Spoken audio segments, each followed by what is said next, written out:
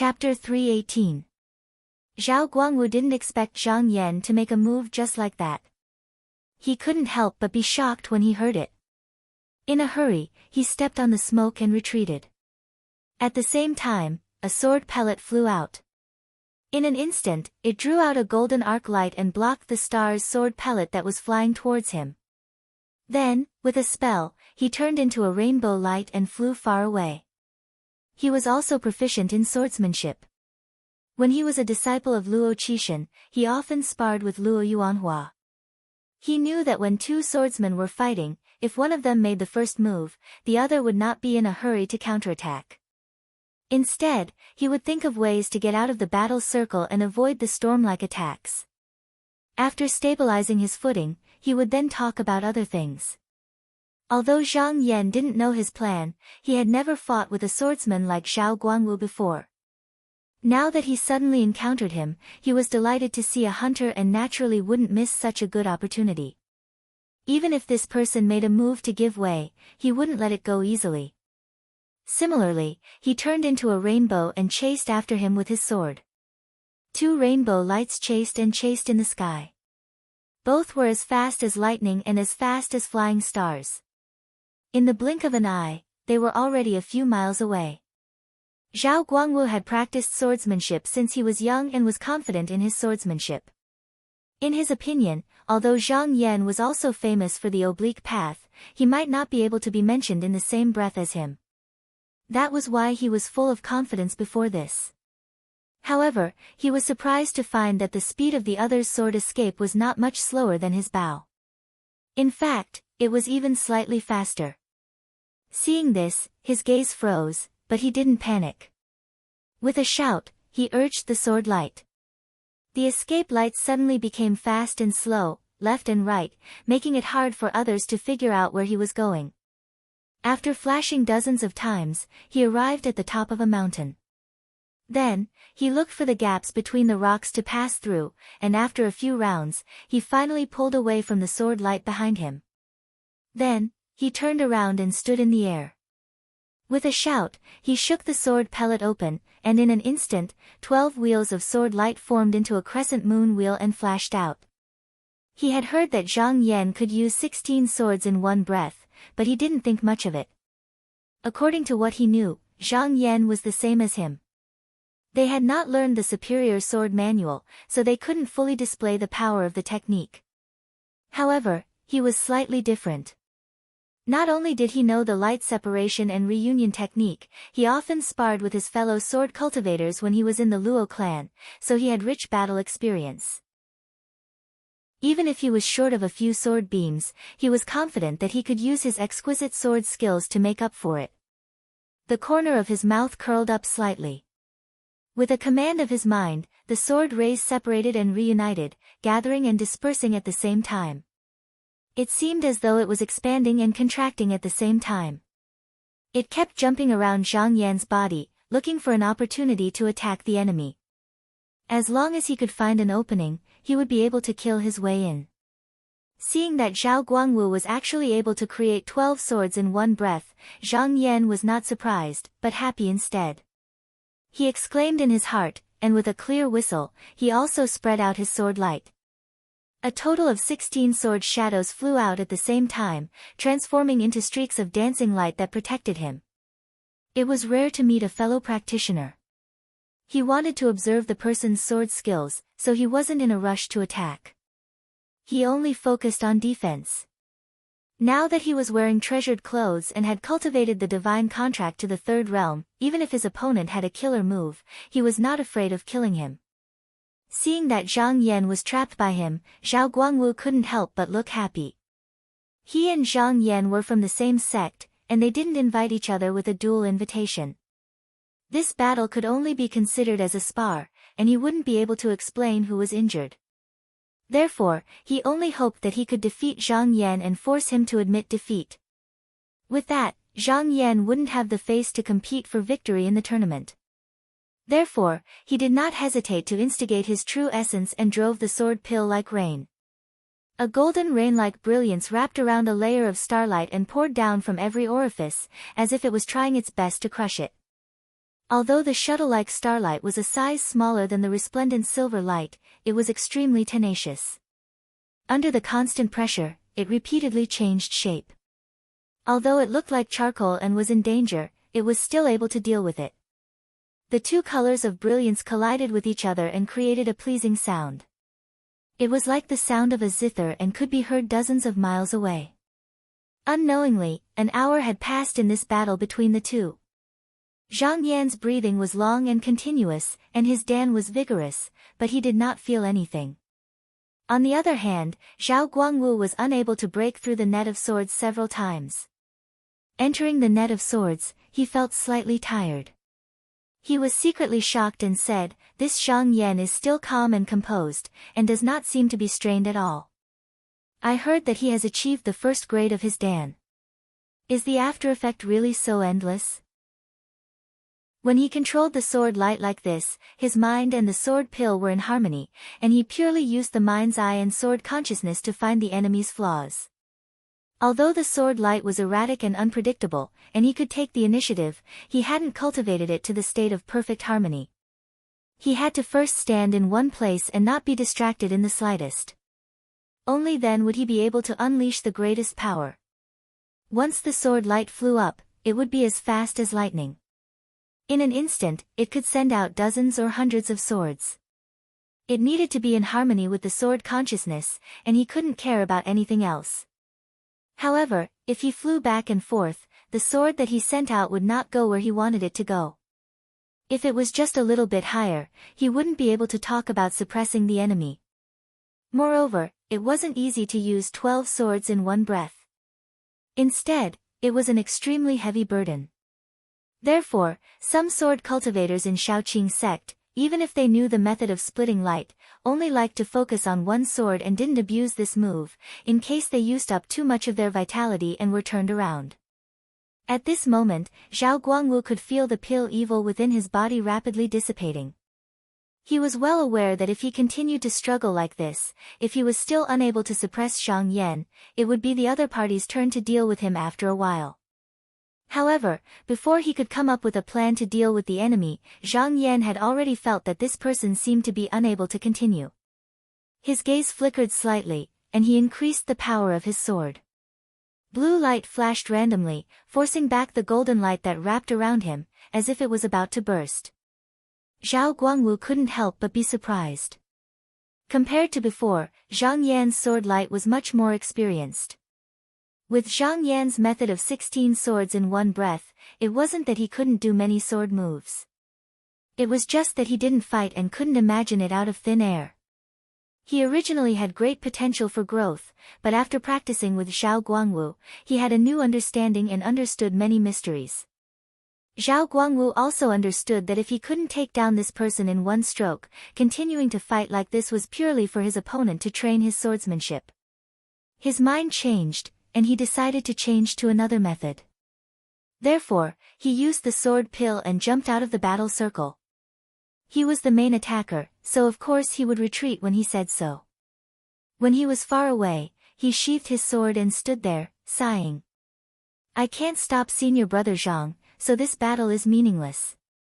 Senior Brother, please go." He dodged to the side and pretended to be magnanimous to make way. Zhang Yan scoffed coldly. "Dao Brother Zhao sure is relaxed. You blocked my path for no reason, and now you want to leave. Do you think I'm easy to bully?" He pointed with his hand, and the sword light lengthened to attack Zhao Guangwu again. Zhao Guangwu frowned.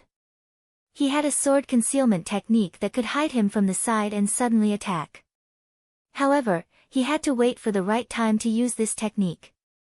If the other party was on guard, it wouldn't be easy to use it. He originally planned to use words to scare Zhang Yan into thinking that he was really retreating, and when he was careless, he would make a surprise attack. He didn't expect the other party to not fall for it. Seeing the sword light coming, he had no choice but to pull himself together to deal with it. This time, Zhang Yan didn't plan to hold back. The sword light collided, and after blocking the other's body, he continued to unleash his sword force. Zhao Guangwu wasn't in the mood to fight for a long time. After he dealt with a few moves, he found a flaw and used the same trick again to escape. However, how could Zhang Yan let him escape so easily? He had only wanted to take a look at his sword move, so he didn't use his full strength. Now that he saw that the other wanted to escape, he immediately gave a clear shout and became one with his sword. He turned into a ray of light and suddenly rushed to the front, slashing down with his sword. The separation and reunion splitting light technique was very useful against people who didn't know the sword path, but it wasn't so easy against people like Zhao Guangwu. Therefore, he displayed his strong points and didn't play around with any exquisite moves. He just relied on his sword escape technique to be faster than the other party, not allowing him to unleash his sword force. Zhao Guangwu saw that the sword light was swift and unstoppable. If he didn't handle it well, he definitely wouldn't be able to escape. He had no choice but to stop and parry again. After dealing with it for a while, he felt the pressure increase greatly. Because Zhang Yan kept circling around him, the sword light moved and flashed, attacking from tricky places every time, making him unable to deal with it. If he continued to fight like this, he only needed to be careless and he would lose. How could he dare to take such a risk? He immediately shouted and scattered the sword pellet, turning it into 12 sword lights that forced the star's sword pellet back. Then, he impatiently flew away. However, he hadn't run far when he saw a flash of light in front of him. Zhang Yan appeared in front of him again. With a long howl, he drove his sword to slash like before. When the sword light flew over, it was like a meteor chasing after the moon. The cold air overflowed and pierced into the bones, forcing Zhao Guangwu to deal with it first. After stabilizing his footing, he also knew that he had been too hasty earlier, so he didn't leave in a hurry. Instead, he attacked for a while. Zhang Yan smiled to himself, and with a wave of his sword light, he managed to block this round of attacks. When Zhao Guangwu saw that he had gained a slight upper hand, he secretly took a step back. Suddenly, he cast a spell and flew away. Zhang Yan sneered. He had long been prepared for this and executed his sword escape at almost the same time. In a few breaths' time, he caught up again and slashed down with his sword just like before. Zhao Guangwu saw that he still couldn't escape and couldn't help cursing in his heart. He had no choice but to stop again.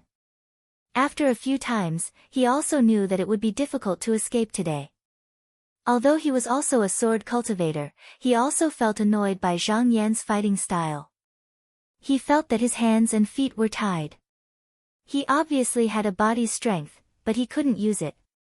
When the two of them fought, the sword light came and went at a rapid speed. There was no room for distraction. It was also because his previous attack was too fast that it caused him to consume too much of his vitality. At this moment, his mood suddenly fluctuated. If it was at full power, it wouldn't be considered much, but at this moment, it caused a slight gap in the sword net, and it was immediately noticed by Zhang Yan. Zhang Yan's eyes suddenly flashed and he gave a low shout. The star's sword pellet instantly split into 16 sword lights. They didn't spread out, but concentrated in a narrow area to kill. Zhao Guangwu was shocked when he suddenly used this move. Fortunately, he reacted quickly and shook off the sword light. Relying on his exquisite sword skill, he was able to block it. At this time, Zhang Yan saw the opportunity and with a flick of his finger, 6 drops of serene heavy water shot out like a string of pearls. In his haste, Zhao Guangwu didn't know what it was. At this moment, the power of the sword was gone and he didn't have time to turn around to block, so he used his Dan Sha to protect himself. However, each drop of this heavy water weighed thousands of pounds. It was not something the Dan Sha could defend against in a hurry. All of them landed heavily on his chest and shoulders. In an instant, the bones in his ribs and shoulders were all shattered. He spat out a mouthful of blood and screamed. He used the last shred of consciousness he had to cast the spell to save his life. His body turned into a ray of sword light and disappeared in a flash. Target =_ blank. Chapter 319. In an elegant building in the south, the Wang sisters, Tian Kun, and Li Guozhi sat behind a table. From time to time, they would comment on the people fighting below. Beside them, there were a few female attendants serving tea and water, as well as constantly serving immortal wine. After the deacon found out that they were Zhang Yan's disciples, how could he dare to ask for any benefits?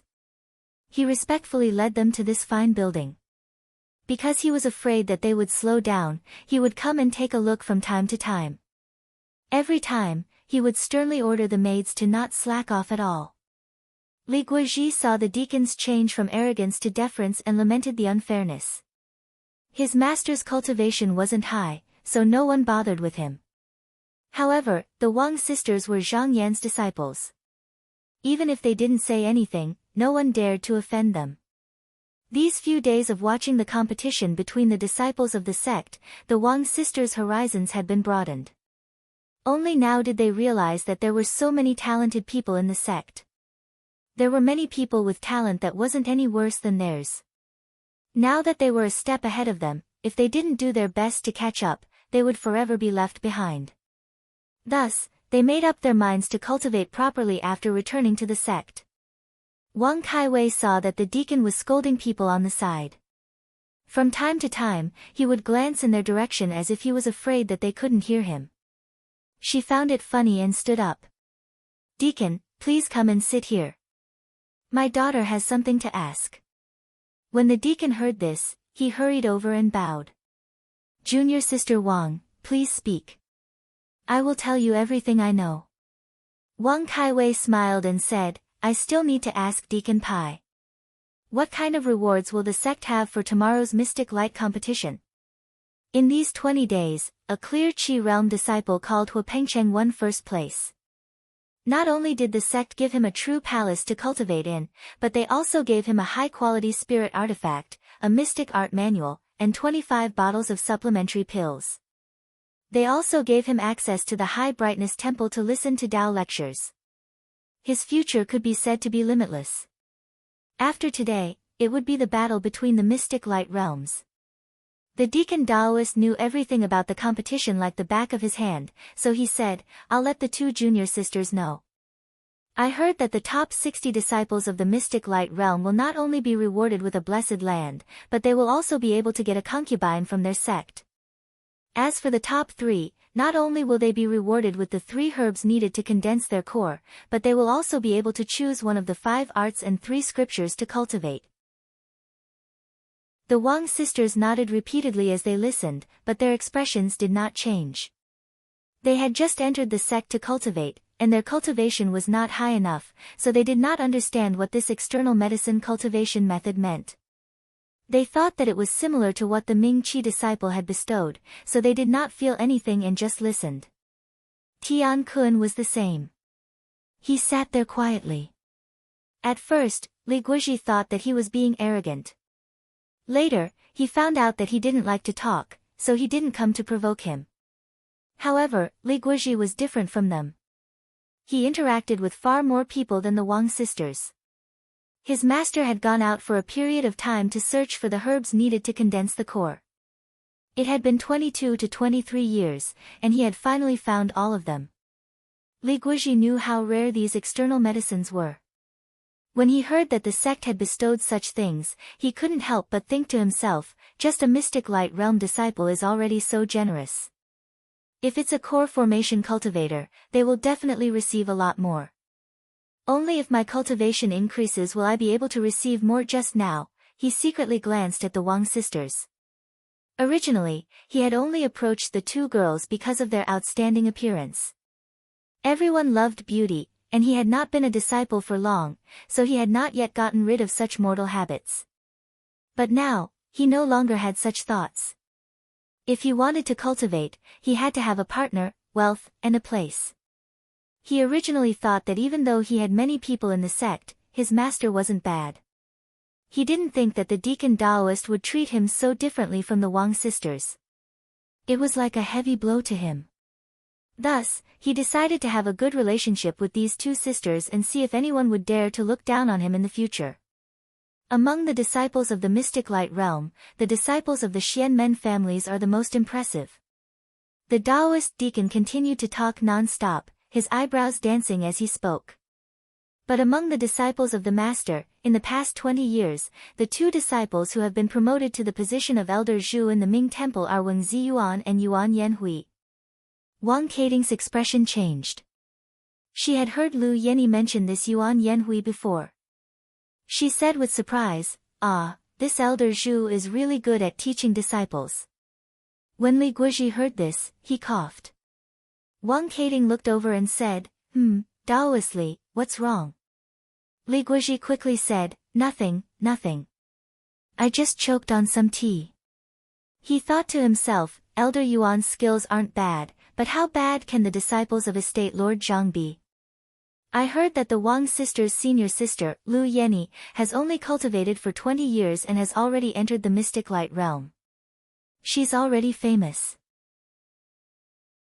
If I had a choice, I would be willing to become Estate Lord Zhang's disciple. Elder Yuan has already lived for over 500 years. In a few more decades, his lifespan will be up. Without someone to rely on, how far can Yuan and Wang go, no matter how talented they are? When Wang Kaiwei heard Yuan Yanhui's name, she couldn't help but say, I wonder if eldest senior sister can beat this person this time. Wang Keting's eyes shifted. She nudged Tian Kuan, who hadn't spoken for a long time, and said, Second senior brother, what do you think? Tian Kuan thought about it seriously and said, Eldest senior sister has followed master for the longest time and has the sword pill. I think she won't be too bad. Wang Keting pouted unhappily. Didn't that mean she didn't say anything? Right at this moment, a clear profound light flew over from the sky and circled around the mountain wall a few times, as if it was looking for someone. Wang Keting's eyes were sharp, and she saw it at a glance. She said happily, It's eldest senior sister. She jumped up and waved her hand, shouting, Eldest senior sister, I'm waiting here. The ray of light turned and flew over. When it reached the pavilion, the light dissipated and Lu Yenny walked out. Her appearance was elegant and elegant. She wore a deep pink robe with long sleeves that dragged on the ground and golden rings around her waist. The rings made a light sound as she walked, and the light under her knees hadn't dissipated yet. When she walked in from the pavilion, the bright moon behind her made her look like a fairy that had descended to the mortal world. Li Guizhi was stunned. The Wang sisters and Tian Kun quickly stood up and bowed.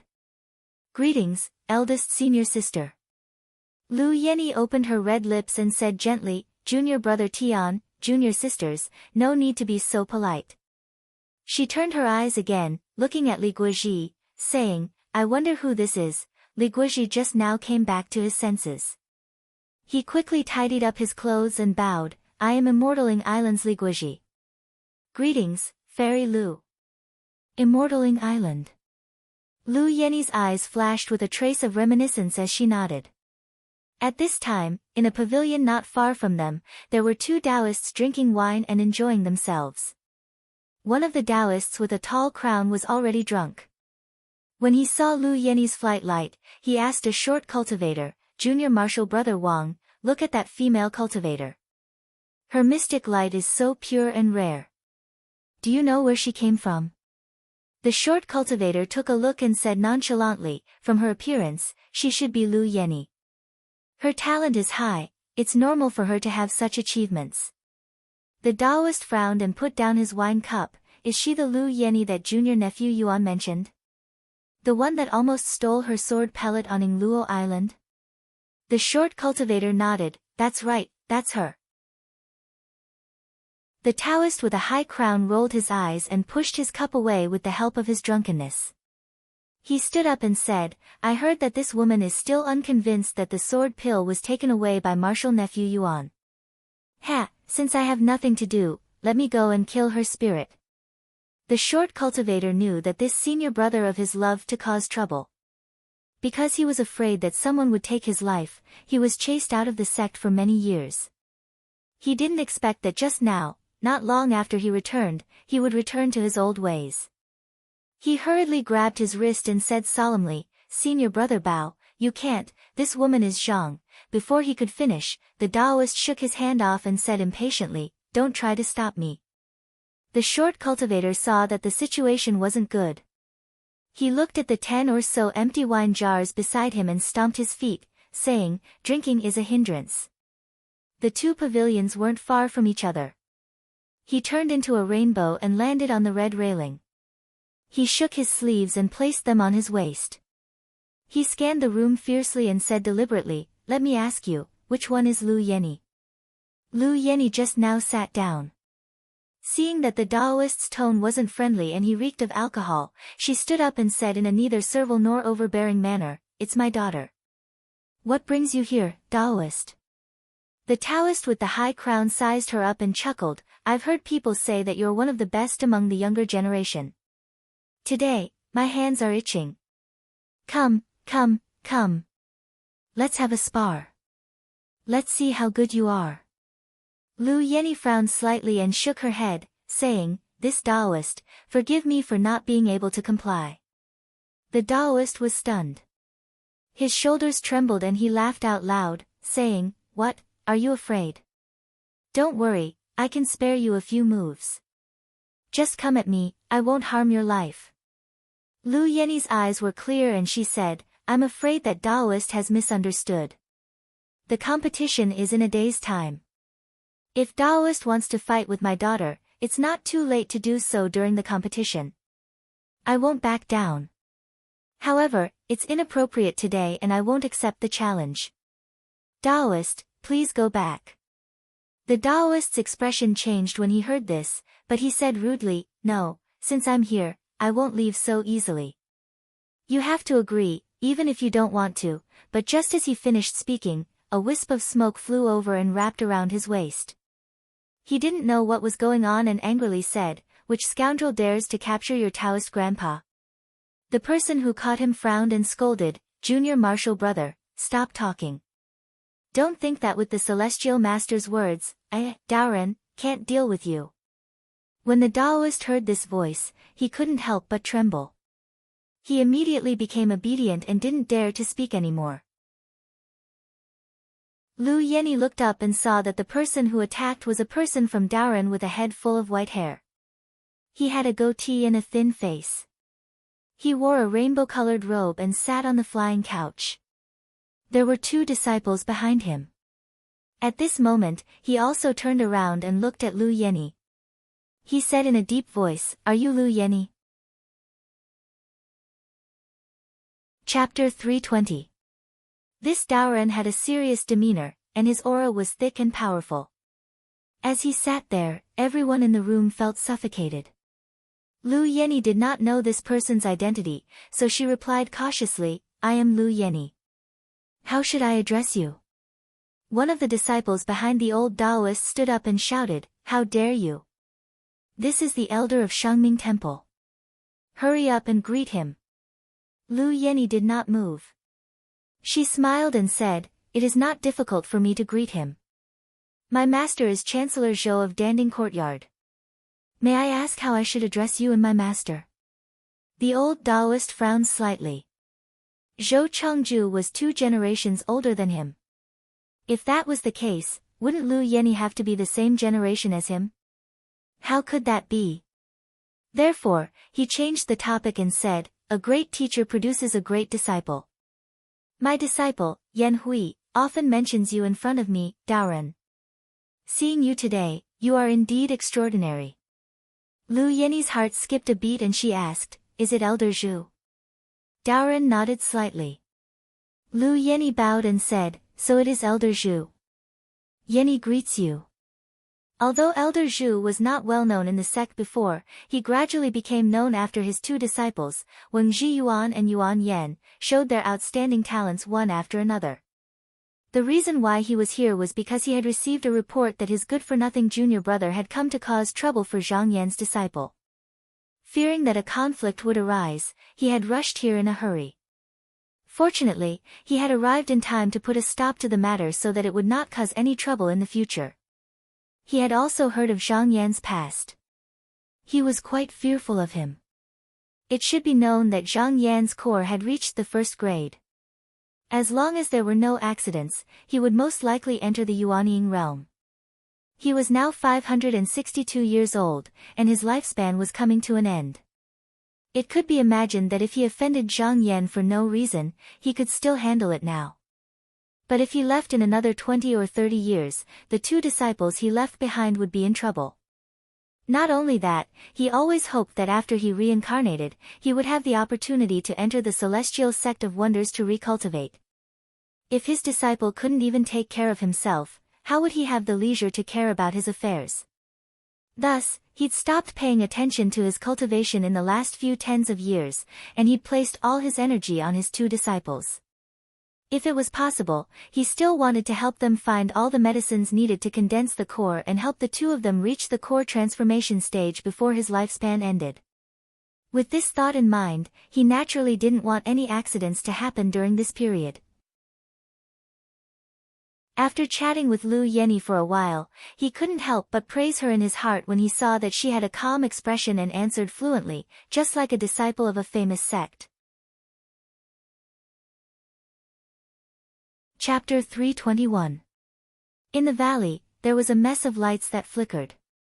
A red and a green conveyance light fought fiercely in the air. From time to time, they would collide with each other and create colorful lights. However, at this moment, the green light was already in danger, but it seemed to be unwilling to give up and was still struggling. After a while, the green light was finally defeated. Then, the red light spread out and a tall Taoist appeared. He stood in the air, panting. Although his body was trembling slightly, his eyes were filled with excitement. After he stabilized his breath, he turned and went to the top of a mountain. There was an elder of the Shangming temple standing on it. The elder nodded at him and said in a deep voice, "Wu Yinming, you have won this round. You can go and take the jade talisman to pass, but remember, you have to go to Rongyu Peak tomorrow morning at the latest." Wu Yinming pressed down the cloud and bowed respectfully to the elder. He said, "Disciple will remember." Then, he walked a few steps to the side. There was a flat bluestone there, and there were more than 10 strange-shaped jade talisman on it. He glanced at them and didn't dare to look at them anymore. He waved his hand and took a jade talisman. Then, he bowed to the elder and hurriedly flew away. This time, the competition between the Xian Light sect disciples was not like the competition between the Ming Qi sect disciples. Instead, a formation was set up on the 19 peaks of the Honglai continent. The disciples of the sect had to kill their way through and obtain the jade talisman on the peak. Only then would they have the right to enter the next peak.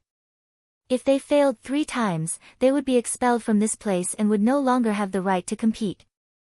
On top of every peak, there was an elder of the Shangming temple who would arrange for the disciples to compete.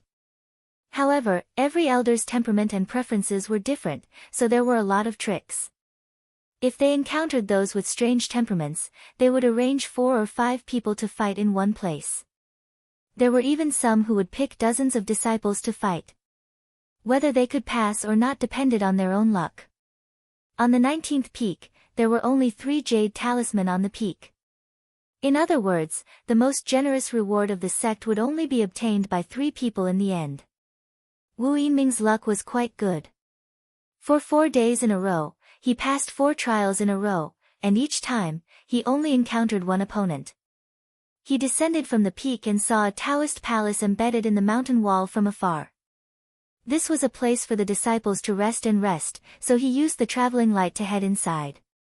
When he arrived at the main hall, a deacon Taoist came up to check the jade talisman. After checking that there was no mistake, he waved his hand coldly and allowed him to enter just now. Wu Yinming heaved a sigh of relief. After he quickly stepped into the building, he swept his gaze around and saw that there were already dozens of disciples sitting upright in the spacious hall. He took a deep breath and came to an empty corner. He sat down on a praying mat and took out a few pills to consume. Then, he sat down and began to meditate. He didn't dare to relax in the slightest. Today, he was already having a hard time dealing with it. The opponents he would encounter on the mountain peaks later would only become stronger and stronger. If he couldn't recover to his peak state before tomorrow morning, he would have to be at his peak state. Otherwise, it was very likely that he would be defeated. At this moment, the disciples around him were like him. No one was distracted, and no one looked at him. They were all using every bit of time to recover their vitality. When the sun rose, the disciples just now had all recovered their vitality. After waking up from their meditation, a few acquaintances greeted each other. Wu Yinming's energy was completely recovered. When he opened his eyes, he heard someone say, "Senior Marshal Brother Zhong, did you hear that someone broke into the first 5 peaks yesterday? Now that a night has passed, they might have already killed their way to the first 3 peaks." That Senior Marshal Brother Zhong obviously hadn't heard of this and was extremely shocked. What? Where did Junior Marshal Brother Qi hear of this? It's only been 4 days, who could be so powerful? Someone couldn't help but interrupt, who else? It's nothing more than those true disciples. No, the person who spoke earlier shook his head like a rattle drum. Other than those true disciples, there are a few powerful figures in my lineage that aren't inferior to anyone else. A disciple curiously asked, who are those Senior Marshal brothers? As soon as he asked this, a female disciple was immediately unconvinced and said, from what this Senior Marshal brother said, it seems that only you male disciples can break through the arrays. Junior Marshal sister, let me tell you, that Yuan Yen passed through 8 arrays on the first day, 5 on the second day, and 3 on the third day. Today is already the 4th day, I'm afraid she's already 1 step away from the first peak. Also, that Zhang Yan, House Lord Zhang's disciple, Lu Yenny, I heard that she only passes 4 arrays every day, but every time she's undefeated. Presumably, after tonight, she'll also step into the first 3 peaks tomorrow. Hearing Zhang Yan's name, Wu Yinming's expression couldn't help but change. On the day of the Battle of the 3 Lakes, his life was saved by Zhang Yan on Bamboo Island, and he had always been secretly grateful. Now that he heard that Zhang Yan's disciple was also in this competition, he couldn't help but pay extra attention. However, that jealous person snorted coldly and said, what's hard is easy to break. Be careful, the faster you charge, the harder you fall. Wu Yinming grinned. Although this person's words had a hint of jealousy, it wasn't without reason. If a disciple charged too far ahead and there were no other disciples of the same generation to fight with them, then they would have to face the elders of the Shangming Temple. Although these elders were at the mystic light realm like them, all of them had cultivated for more than 100 years. Whether it was battle experience or familiarity with the Tao, they were far above them. They were indeed not easy to deal with. It wasn't that the disciples at the back didn't have people with high cultivation, but they all tried their best to avoid fighting with the elders of the Shangming Temple. They would rather be a few days slower than take the risk easily. At this moment, on the 16th peak, sword lights were flying and circling. Lu Yenny was fighting many people alone, and she was in the middle of a fierce battle with several direct disciples. She let out a clear shout, and the sword light shook like a jade pearl falling off its chain, scattering down. The people around her were all forced back by the flickering sword light, and when they were about to attack again, she activated the technique, and the sword light split into a circle of brilliance. This circle of brilliance shook repeatedly, and then it split into 5 clear lights that were like the moon, and they revolved endlessly in midair, reflecting a dazzling brilliance that dazzled the eyes of those who looked at it, and it was too much for the eyes to take in. These direct disciples surrounded Lu Yenny, but they couldn't get the upper hand at all. Instead, they were forced back by Lu Yenny using the wonders of the sword to escape, and they were extremely dispirited. At this moment, they didn't know what kind of changes were happening in the sword, and they had no choice but to retreat again. Just now, when they looked again, they saw 6 sword shadows moving and flashing. They were all shocked, and they said in shock, separation and reunion technique? One of them saw it, and he didn't want to fight anymore, so he simply turned around and left. The remaining few were unwilling to give up, and they still wanted to struggle. They looked at each other, and after greeting each other, they gritted their teeth and rushed forward again. But how could this separation and reunion technique be so easy to deal with? Under Lu Yenny's sharp sword lights, these people were defeated very quickly. After a few rounds, they jumped out of the battle ring one by one, and gave up. After forcing the last disciple off the cloud, Lu Yenny stepped on the light, put away her sword, and stood up. After fighting a few people, she still looked relaxed, and her clothes were not wrinkled, and there was not a speck of dust on them. The guardian elder of this peak stroked his beard and sighed, "I have underestimated you. With a sword in hand, you are already in an invincible position, and you have also comprehended the separation and reunion technique, so you can advance and retreat, attack and defend. Even if there are more people, I'm afraid they won't be able to defeat you." Lu Yenny bowed, and said, "I still have to thank this elder for taking care of me." The elder shook his head with a bitter smile, and said, "I didn't take care of you, the younger generation will surpass the older. Take the jade talisman, and quickly go." Lu Yenny raised her wrist lightly, and took the jade talisman that was placed on the blue stone into her hand. Her beautiful eyes glanced at it, and she bowed to the elder again before flying into the sky. When she arrived on top of the cloud, she circled around, and found a place that was illuminated in the sky. Then, she urged her escape light to rush there. At this moment, Zhang Yan was sitting on a flying couch with his back leaning against a green jade screen carved with beasts. White smoke was like mist under his feet, as if immortal clouds were lingering around him. He was holding a glass wine cup in his hand and drinking by himself. Not far away, a few core formation cultivators raised their cups to him from time to time. Zhang Yan smiled and raised his cup in return. After watching the battles for a few days, he also saw the figures of a few former disciples of the lower house. After not seeing them for more than 20 years, he had already left these people far behind. Lu Yenny flew over an array of escape light, and in a flash, she landed in front of the couch. She put her hand on her waist, lowered her head slightly, and curtsied, and said, "Disciple greets master." Zhang Yan smiled, and with a wave of his sleeve, he said, "Disciple, you may dispense with the formalities, sit down and talk." Lu Yenny hurriedly lowered her head, and said, "There is no seat in front of master." Zhang Yan did not force her, and only said with a smile, "Yenny, you didn't come to master's place for the past 3 days, but you came here today. Did you meet a powerful opponent?" Lu Yenny nodded lightly, and said, "Indeed, disciple was just about to ask master for advice." Although disciple met a few true disciples these few days, it was easy for me to deal with them. But today, I met someone who was holding dozens of golden nails, and when they were shot out, the sound was like thunder, and within 30 feet, they were as fast as lightning, and none of them hit their target. Relying on this treasure, this person defeated dozens of disciples in a row, and almost no one could match him. Disciple privately thought that if this person only relied on these golden nails, there was nothing to fear, but if he also had a talisman to protect him, and it could be used both offensively and defensively, it would be extremely difficult to defeat him. Along the way, she had always used borrowed strength to fight against enemies, and did not use any talisman.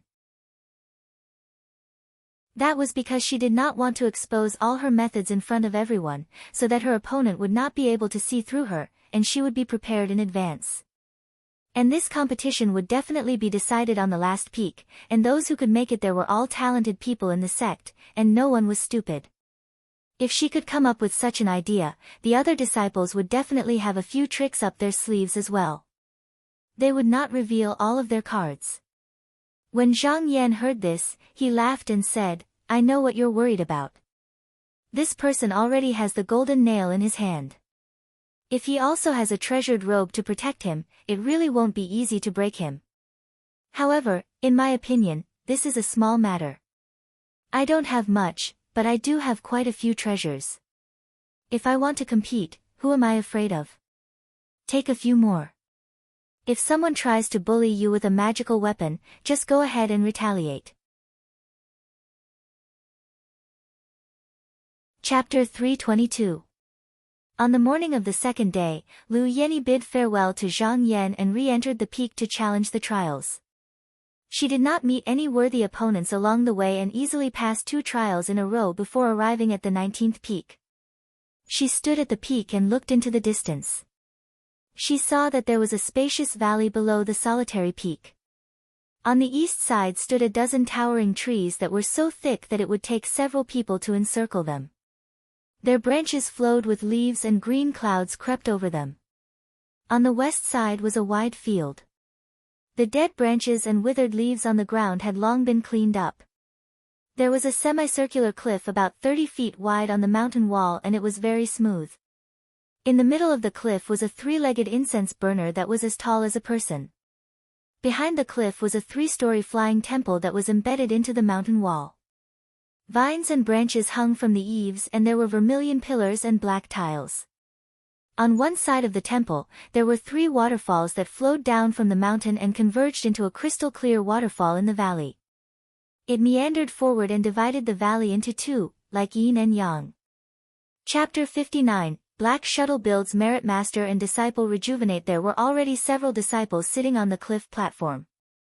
They were all the ones who had entered the peak before her. Lu Yenny stepped on the cool breeze and floated down to the front of the stage. She turned her beautiful eyes and saw that she was the 7th to arrive. The disciples glanced at her and didn't look at her anymore. They were still holding their breaths and sitting still. There were a total of 5 elders guarding this peak. They came from the Lingji Courtyard, Shangming Courtyard, Merit Courtyard, and Zhengqing Courtyard respectively. They were all sitting on the high platform in front of the flying temple. The Taoist sitting in the middle looked to be in his 40s. He had a straight nose and a square mouth. He had a righteous expression and his eyebrows were like reclining silkworms.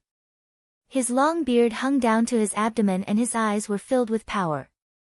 The child beside him shouted, "Shangming Courtyard's Elder Ji is here. Disciples entering the valley, quickly report your name." Lu Yenny stepped forward and bowed. "Disciple Lu Yenny greets Elder Ji." When Elder Ji heard this name, he opened his eyes slightly and looked at her. He said, "Please sit to the side and wait for a while." Lu Yenny chose an empty praying mat and sat down. She counted the number of seats. Including herself, there were a total of 16 seats. It seemed that these 16 people were the number of participants in the final round of the competition. After noon, a few more people arrived one after another. There were 16 people in total. Apart from Wang Ziyuan, Yuan Yanhui, Lu Yenny, and a person called Zhu Qingsong. Black Shuttle attaining success. Apart from the disciples of the Master and disciple duo, the rest were all true disciples of the Celestial Sect of Wonders. When Elder Ji saw that all the disciples were present, he shouted, "Seal the pass." As soon as he finished speaking, a golden bell rang out from the mountain stream, and a flag gate flew out from the green mist. As soon as the flag gate appeared, the formation immediately closed, cutting off the path into the valley, and the disciples behind were no longer able to enter. Elder Ji stood up and glanced at the sky again. If the masters want to give their instructions, there's no need to delay for too long. After the inspection, the disciples can enter the valley for the competition. In the last round of the competition, the disciples had to be inspected by their teachers to see if they had been ambushed by any talisman spells or goo insects before sending them to the last door. This was because when the Qinsang school was first established, they were engaged in a fierce battle with the demons of the north of the Donghua continent. Even during the competition, the disciples had to be careful and be protected by the teachers. Now that 10,000 years had passed, Qinsang school had long become the Donghua sect, and no one dared to do such a thing. However, this precedent was still followed. After Elder Ji finished speaking, he waved his horsetail whisk, and on the peak of the mountain, a stone screen opened wide. There was a whole different world inside. He and 4th elder behind him rode the clouds in the sky and entered together. In the blink of an eye, they disappeared, leaving only 2 deacon Taoists, one on the left and one on the right, guarding the door. At this moment, the auspicious clouds in the sky dispersed, and 9 misty clouds descended. They circled around each disciple and were taken up by each of them. Lu Yenny allowed the soft mist to wrap around her as she flew into the clouds and landed on a flying couch in a flash. Zhang Yan was sitting on it. He smiled and nodded. "Yenny, let me send you off for this last round." He stretched out a finger, and a wisp of smoke flew out, lifting her up. Together with the wind, they went into the valley. After Zhang Yan sent his disciple into the array door, his gaze swept across the sky. At this moment, other than him, Elder Zhu, and another elder with the surname Hu. The rest of the core formation cultivators were all from the 5 main families and the 12 main families. However, there was no one from the preeminent clans. Among the aristocratic families, the 5 main families were the leaders. Below them were the 12 main families, and then the preeminent clans. The hierarchy was strict and stable. It seemed that the rewards obtained after the competition were not enough for the 17 families, so the rest naturally did not dare to fight for it. Zhang Yan laughed coldly in his heart. This way, every time the sect competition was held, it was equivalent to isolating the small aristocratic families. He would not believe that these small aristocratic families did not have any grievances. However, the 5 main families and the 12 main families took up about 70 to 80% of the aristocratic family's strength. Even if they wanted to resist, it was impossible. Zhang Yan turned his gaze again and looked towards Elder Zhu. In front of Elder Zhu stood 2 disciples, a male and a female. His 2 disciples had both entered the last peak, and he was satisfied. However, when he saw Zhang Yan's gaze, his breath stopped for a moment. He did not look over and only called his 2 disciples over to him to give them detailed instructions. The male disciple wore a purple Taoist robe with gold, white socks, and a pair of shoes. His hair was tied up in a high bun. His eyebrows were green, and he was handsome and tall. Even among the disciples, he was outstanding and could not be underestimated. As for the female disciple, she had a pair of conches on her head, tied with a vermilion ribbon that swayed with the wind. She was very beautiful. She wore a pomegranate-colored fairy dress with a jade-white ribbon around her waist. At the end of the ribbon was a thin silver ring with a phoenix pattern. Although she was petite and cute, her nose was straight and her eyes were spirited. She looked heroic. After Elder Zhu finished speaking, he took out something from his sleeve and gave it to the 2 disciples. In the eyes of those who were observant, they guessed that it was a treasure. However, just now, he was willing to take it out and give it to his disciples, so it must not be something powerful. For a moment, the disciples who saw this scene were shocked. Zhang Yan looked at Elder Zhu with a playful look. What kind of magic treasure did this person give out? How powerful was it? No one knew. But sometimes, it was the invisible that was the most frightening. This elder seemed to be very good at reading people's minds. By doing this in front of everyone, it was obvious that he wanted others to be afraid of his disciples and not be able to fight freely. A moment later, the 9 core formation cultivators each sent their own disciples into the formation before turning around and chatting with each other. One of them glanced at Zhang Yan and deliberately said, "Junior brother, there are some people who are born ordinary and have a shallow foundation. They overestimate themselves and want to compete with us aristocratic families. It's really ridiculous." Someone immediately followed up and said, "Senior brother Zheng is right. Think about our aristocratic families, which clan doesn't have a foundation of thousands of years? How can a person who has cultivated for 20 or 30 years be compared to them?" When Zhang Yan heard their surnames, he knew that they were disciples of the Zheng family. It was no wonder that they were so hostile to him. During the pill grading assembly, he had ruthlessly humiliated the Zheng family. He smiled and was too lazy to argue with these 2 people. He just sat and waited for the result of the competition. After an hour, the stone door opened with the sound of a drum. 8 disciples flew out one after another. These disciples were the ones who were defeated by their opponents, so they naturally could not stay in the valley for long. Senior brother Zheng was originally filled with confidence, yet his expression couldn't help but change when he suddenly noticed his own disciple was amongst them, and he stood up and cried out involuntarily. "Zheng Su, you have the protection of treasured clothes and the golden lightning nail in your hand. How could you fail?" The disciple was originally dejected, but when he heard his master's question, he couldn't help but feel frightened. He knelt on the couch and kowtowed. He said with a sad face, "Master, it's not that I didn't try my best. It's just that Lu Yenny had the 5-spirit white carp shuttle. I tried my best, but I really couldn't withstand it. 5-spirit white carp shuttle?" Senior brother Zheng almost jumped. He turned around and looked at Zhang Yan angrily. He looked like he wanted to eat the latter. Everyone knew that the Shao family's magic treasure had fallen into Zhang Yan's hands. He had even secretly mocked the Shao family a few times. He didn't expect that it would fall into his hands so quickly. First-class profound-level weapons were rare even among the 5 clans. Moreover, the 5-spirit white carp shuttle was famous. Among profound-level weapons, it was the best of the best. It specialized in breaking magic treasure restrictions. Other than true weapons, there were only a few magic treasures that could restrain it. Senior brother Zheng immediately felt depressed. No wonder those who were on good terms with him didn't send their disciples to this competition. Now that he thought about it, they must have already expected this. In the past, it was always their families who bullied their masters and disciples with their magic treasures. Why was it the other way around now?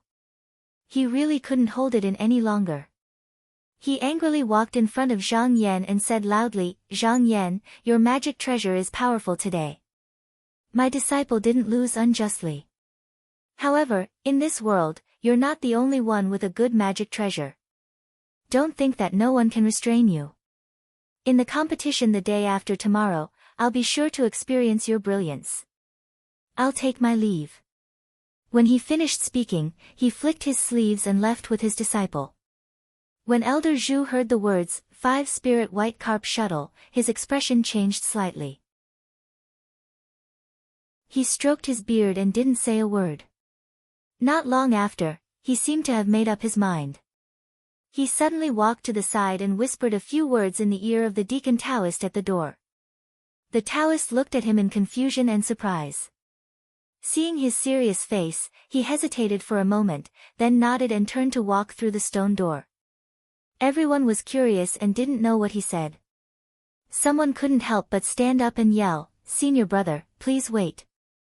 There's nothing that can't be said. What are the two of you talking about sneakily?" The deacon Taoist was different from the disciples outside. He was also an elder of Shangming Temple and came from the same lineage of master and disciple. Seeing that this person was asking so impolitely, he didn't give him any face and said coldly, "This is a private matter that Elder Zhu asked his disciples to do. In a moment, I will report it to Elder Ji.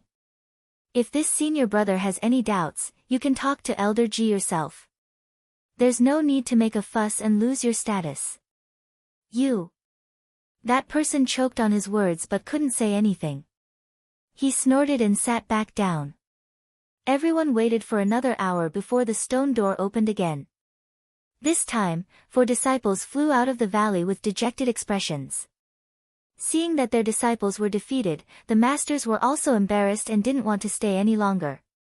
They took their disciples and flew away. At this moment, only Zhang Yan, Elder Zhu, and Elder Hu were left in the sky. Elder Zhu and Elder Hu looked at each other and saw the surprise in each other's eyes. If there were no accidents, the disciples from the same lineage of master and disciple would occupy the top 4 positions in this competition. This was the first time in more than 100 years. However, as to whose disciples would take first place, they would have to wait and see. At around the same time, they heard the sound of a bell in the valley. Including Zhang Yan, the 3 of them looked up and saw 4 rays of flowing light flying out of the formation door. Target equals _blank. Chapter 323.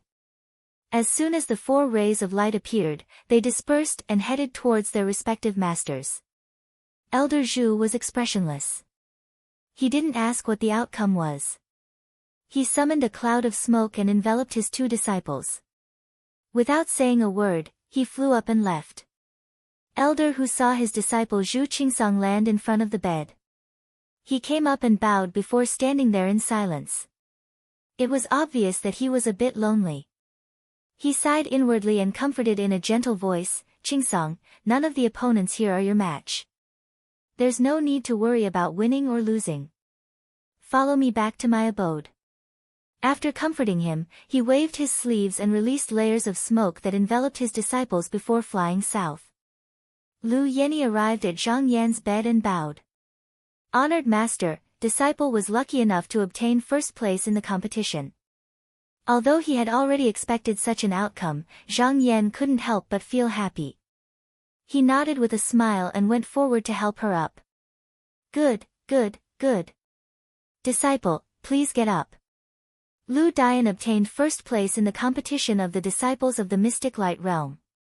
According to the rules of the sect, she would be rewarded with 3 pills and could also choose a blessed land in the Great Swallow Dragon Lake to cultivate. The abode wasn't important. Zhang Yan had the bright nether heavenly lake in his hands, so he didn't really care about it. However, if Lu Yenny wanted to open up a place and accept disciples in the future, it would be more convenient. The most valuable thing she obtained from the competition was that she could choose 1 cultivation technique from the 5 techniques and 3 scriptures to cultivate. This cultivation technique was extremely rare. It was a cultivation technique that led to the Great Tao. Apart from obtaining first place in the competition, only those who had made 3 great contributions could obtain it. As for disciples like Xiao He, he was only able to cultivate it because the clan helped him complete the cultivation technique. Even so, he couldn't obtain the complete cultivation technique. With Lu Yenny's current cultivation level, if she cultivated step by step in the sect and slowly accumulated merits, she might not be able to learn this cultivation technique even if she reached the core transformation realm. Now that she had obtained first place in the grand competition, all she had to do was go to the merit court to receive the reward, and then she could start cultivating. The sect held a major competition every 24 years. If one's cultivation wasn't enough and missed it once, they would have to wait another 24 years. Lu Yenny, on the other hand, would definitely be 1 step ahead of her peers. In the future, she might even be like Zhang Yan and compete for the position of the top 10 disciples.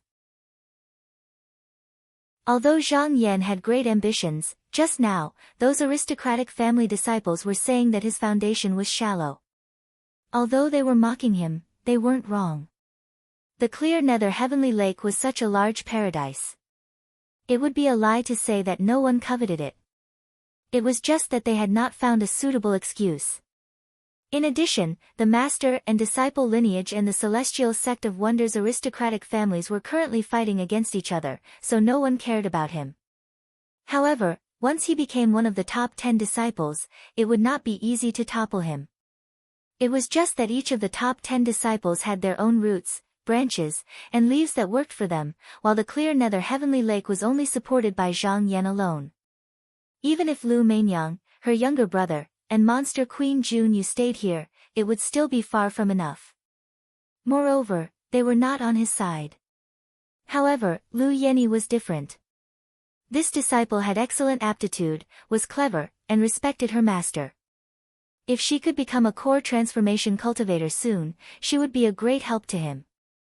After helping Lu Yenny up, Zhang Yan shouted and flew on the flying couch. Not long after, he returned to the pavilion where the Wang sisters were. After landing, the Wang sisters and Tian Kun hurriedly came up to greet their master.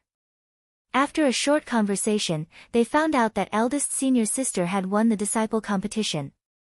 They all cheered happily and came up to congratulate her. When he was free, Zhang Yan called Lu Yenny over and asked her about the details of the battle. Lu Yenny was somewhat puzzled and said, "Benevolent master, it is strange. The last battle was supposed to be between me, Yuan Yanhui and Wen Ziyuan, but unexpectedly the 2 of them admitted defeat and did not fight, allowing Disciple to take first place." When Disciple asked the reason, Yuan Yanhui only said that it was difficult to disobey master's orders and refused to say anything else. Zhang Yan thought about it carefully and guessed that it was Elder Zhu's order. He secretly thought to himself, "This Elder Zhu is quite decisive, knowing that Yan Yi has an esper in her hands, she will not be able to do so. My disciple definitely can't win, so I might as well let go." Taking the initiative to retreat like this is also a gesture of goodwill. In the future, I can still save some face. But just now, when he thought of this, he suddenly thought of something else. Wait! This 5 spirits white carp shuttle was already in his hands. It was no secret in the sect. Many disciples from influential families did not come this time because they knew they couldn't win against this talisman and didn't want to embarrass themselves. How could a smart person like Elder Zhu not know about this? He must have thought that he might have lent this magic treasure to his disciple. Perhaps he was hoping for a fluke in his heart. If he didn't lend the magic treasure, then he would let his disciple fight for first place. If Lu Yenny had this magic treasure, then she would just bow her head and admit defeat. Although Zhang Yan didn't have much contact with Elder Zhu, he could see that this was not a person without a plan. With the old man's temperament, he would definitely have made arrangements beforehand. It definitely wouldn't be an impromptu decision. What he did outside the valley just now was probably just a show for him to see, to make him feel a little guilty and feel that he owed him a favor. These twists and turns, Zhang Yan's mind spun, and in an instant, he understood everything clearly and clearly. He laughed coldly. This old man was clearly playing with his mind again, and his intentions were not right. He thought to himself, I originally wanted you to suffer a bit, but seeing that your lifespan is approaching its end, I won't look for trouble with you. Otherwise, people who don't understand will say that I'm bullying you. I'll put it on your disciple first. But the day after tomorrow was the sect competition. It seemed that this kind of thing could only be discussed after the competition. He said a few more words of encouragement to Yenny, then went to the pavilion and sat down. He held his breath and concentrated. In just a moment, he cut off all the distracting thoughts in his mind and went into a meditative state. Pan Chi Island, inside the Jade Osmanthus Palace. Priest Emo was pacing back and forth in front of the palace. He looked up at the sky and said to a young Taoist beside him, will Junior Marshal Brother Feng really come out in a few days? The young Taoist bowed and said, Senior Marshal Uncle Emo, my teacher said so. He glanced at Priest Emo and said, don't worry, Senior Marshal Uncle. When my teacher takes the medicine, he will be protected by joss sticks and candles. He will be fine. Priest Emo shook his head. Ever since Feng Zhen learned that little divine ability from his teacher, he had been practicing it day and night. In the past 2 years, he had also gone into closed-door cultivation from time to time. However, when Priest Emo sparred with him in private, he found that he didn't make much progress. Until 3 months ago, when Feng Zhen suddenly said that he was going into a closed-door cultivation, Priest Emo had been trying to persuade him. Eventually, Priest Emo could only let him be. For a closed-door cultivation like this, when a cultivator had reached a dead end, he had no choice but to take the peacefulness powder and try to find a trace of mystery in his imagination. But once this medicine was taken, he would forget about worldly possessions and wouldn't know how long he would spend. He might even be lost in the dust forever and sink into the unfounded world. It was extremely dangerous. Moreover, 3 months had passed in a flash. In another 2 days, it would be the sect competition. Duda could summon the disciples to gather at any time and head to the Honglai continent. If they didn't arrive by then, expulsion from the sect was a small matter, but it was very likely that they would lose their lives. Priest Emo and Feng Zhen were close friends. It was rare for them to get along well with each other in the sect. At this moment, he couldn't help but look worried. He sighed and said, Junior Marshal Brother Feng entered the Tao 10 years earlier than Zhang Yan. If we compare, his foundation can be said to be deep. Even if he couldn't comprehend this divine ability, he might not win. However, that Zhang Yan, why would he need to go into closed-door cultivation? That Priest Emo immediately lowered his head. This matter involved his own master. Priest Emo could speak, but how could he rashly comment? Priest Emo secretly guessed that Feng Zhen's reckless cultivation was very likely because he was afraid of the 5 spirits white carp shuttle in Zhang Yan's hands. However, he had the clan's rare treasure in his hands, and it wasn't like this junior marshal brother didn't know. Although this treasure couldn't be compared to the black shuttle, it was enough to protect himself. At worst, he could just lend it to him. Why did he have to risk his life like this? Just as he was sighing, he suddenly heard a rumble from the hall. His feet trembled slightly and a wave of heat surged out. Even with his profound cultivation, he still felt a wave of heat. Then, he heard a wild laugh. Joy appeared on his face, and with a stomp, he turned into a wisp of red smoke and entered the main hall. Inside the main hall, he landed on the ground and saw that the surroundings were filled with billowing black smoke. Even he couldn't see clearly what was going on inside. He took a sniff and felt a burning sensation invading his abdomen, burning his mouth and nose. He couldn't help but be shocked and took a step back. He circulated his cultivation to protect his 7 apertures and said loudly, "Has Junior Marshal Brother Feng come out of his seclusion?" As soon as this voice came out, the smoke in the main hall suddenly moved, and then they were all thrown in one direction. When most of the smoke had dispersed, Priest Emo fixed his eyes on it and saw Fengzhen standing in the main hall with his back facing him. His sleeves were rippling and sucking in the remaining smoke and fire. Priest Emo walked up and saw that Fengzhen's hair had already turned red. He was instantly shocked and said, "Junior Marshal Brother, you." Fengzhen turned around and saw Priest Emo. He laughed loudly and said, "Senior Marshal Brother, the heavens have blessed me. Just now, I have completely understood the supernatural power that Master gave me. Now that I've run into Zhang Yan again, no matter what kind of superior cultivation method he has learned, I will definitely be able to take him down." Priest Emo carefully looked at Fengzhen a few times and saw that his eyes were filled with ruthlessness. Around his eyes were lines of fire patterns that slowly floated and appeared with each breath he took. It was incomparably strange, and he couldn't help but feel that something was wrong. The Xian cultivation methods and supernatural powers that were cultivated in Qinsang school were all orthodox Xian men. They had to be cultivated step by step and needed to be slowly honed. It was extremely difficult to cultivate to the minor stage in less than 3 years, and it was common sense that he couldn't cultivate it.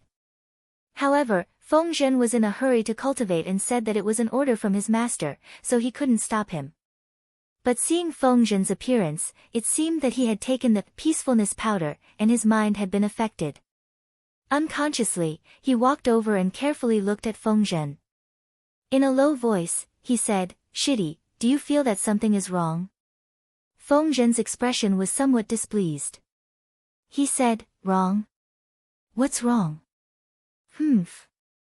Junior Marshal Brother, I am very good." Priest Emo frowned and asked, "Then what kind of supernatural power did Master teach me?" Junior Marshal Brother was unwilling to tell me that day. "Can you tell me now?" Hearing Priest Emo ask about this supernatural power, Fengzhen laughed loudly and said, "The power that Master taught me is great, and can't be explained clearly with mere words. Come, let me spar with Senior Marshal Brother. Then you will know the power of this minor supernatural power." Just as Priest Emo was about to speak, he suddenly heard the sound of a bell coming from afar. He couldn't help but feel a chill in his heart. Even Fengzhen's expression tightened. Priest Emo turned his head to the west and said solemnly, "This is Master summoning the disciples from the palace to participate in the grand competition. Junior Marshal Brother, quickly pack up and follow me. Target equals _blank. Chapter 324. When Taoist Emo heard the bell, he didn't have time to talk to Fengzhen anymore. He hurriedly rode his cloud and rushed to Molten Smoke Island. Fengzhen followed closely behind. The two of them broke through the clouds and chased after the wind. When the bell rang for the second time, they landed on Molten Smoke Island just now. Dozens of disciples were already standing in front of the roaring fire palace. When the two of them pressed down the cloud, they walked to the front of the palace and looked up the jade steps. They saw Duda sitting high up on the steps, dressed in a plain straight robe. His hair was tied up in a high bun with a vermilion hairpin. He didn't have any accessories on him. Although there was no joy or anger on his face, the disciples below him all stood upright, not daring to make a sound. Taoist Emo and Fengzhen hurriedly came forward to greet him. Duda glanced at them casually, but his eyes only lingered on Fengzhen for a moment. He waved his sleeve and said indifferently, "The two of you, stand to the side and wait for my orders." The two of them carefully got up and took a few steps back, standing together with their fellow disciples. After that, more and more disciples came. When the second bell rang, there were already 107 disciples on the island. According to the rules of the palace, everyone had to gather before the bell rang for the third time. Otherwise, they would be severely punished. But at this time, Duda suddenly asked, "Who else hasn't arrived?" The attendant boy had already seen it clearly and knew what was going on. He immediately turned around and reported, "Master, there are still 15 people who haven't arrived." "They are," Du Qin waved her hand and said indifferently, "No need to say more. The rest will be expelled from the sect. If they dare to take a step into Molten Smoke Island in the future, they will be executed immediately." When these words came out, the hearts of the disciples below the platform trembled. They secretly thought that they were lucky. Taoist Mo and Feng Ho were covered in cold sweat. They looked at each other in fear. Fortunately, they knew that this teacher was strict with his disciples and was temperamental. That was why they rushed over.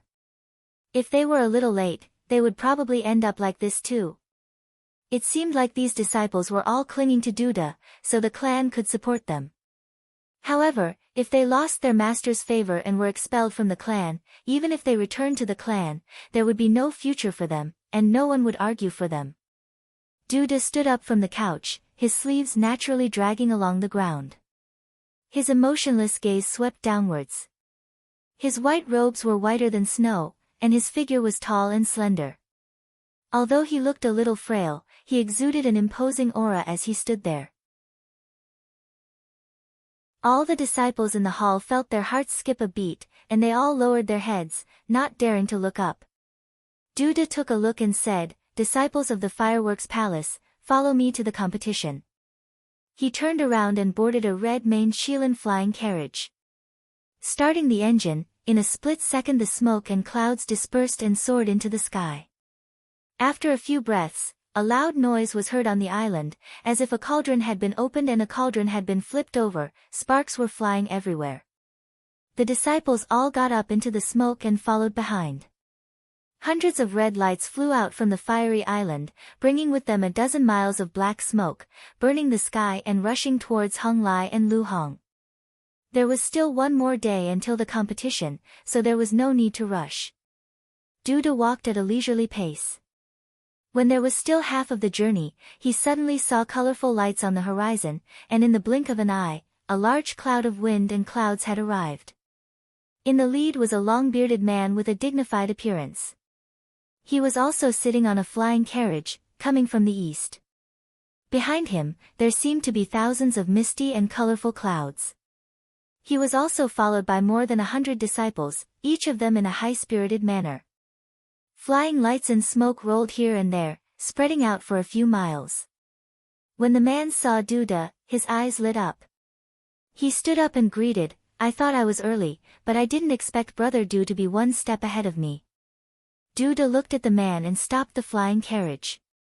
He indifferently returned the greeting and said, "So it is Brother Xiao Sa. I heard that there is a change of master this time. As a disciple, how dare I not be the first to arrive?" Xiao Sa didn't mind Duda's cold expression at all. He laughed and agreed, "That's true. As disciples, we must do our duty and observe etiquette. Brother Xiao Sa, since we met halfway, why don't we go together?" Duda didn't refuse, and they both sat back in their chairs. The two flying carriages moved side by side. Although the disciples behind him also followed together, even though they were in a group, they were like two torrents that were clearly separated and did not interfere with each other. Xiao Sa seemed to be in a good mood. After chatting with Duda for a while, he said, "This competition is different from the past. Does Brother Du have any intention of moving your seat?" Duda calmly said, "Brother Qi doesn't need to be mentioned. For hundreds of years, no one has been able to defeat him. As for the other two brothers, their Fa Li and cultivation are far better than mine. I don't have such extravagant thoughts. However, I heard that Brother Xiao Sa's cultivation has improved. If you want, I can let you go." Xiao Sa laughed loudly and shook his head. He waved his hand and said, "Brother Du, don't joke. I am not as good as you, but I am more than enough." why should I be greedy? Duda coldly said, the world is changing.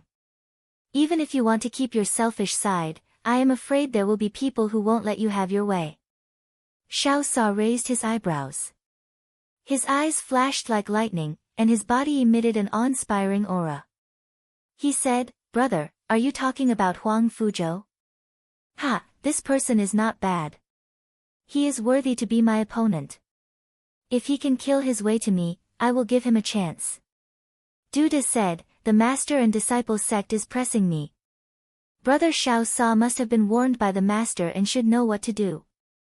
There is no need for me to say more. Xiao Sa glanced at Duda, stroked his long beard, and muttered. Master and disciple have indeed produced many outstanding disciples in recent years. Leaving aside junior brother Ning, I have heard that one of them managed to achieve a grade 1 Dan. This is a rare occurrence throughout the ages and cannot be underestimated.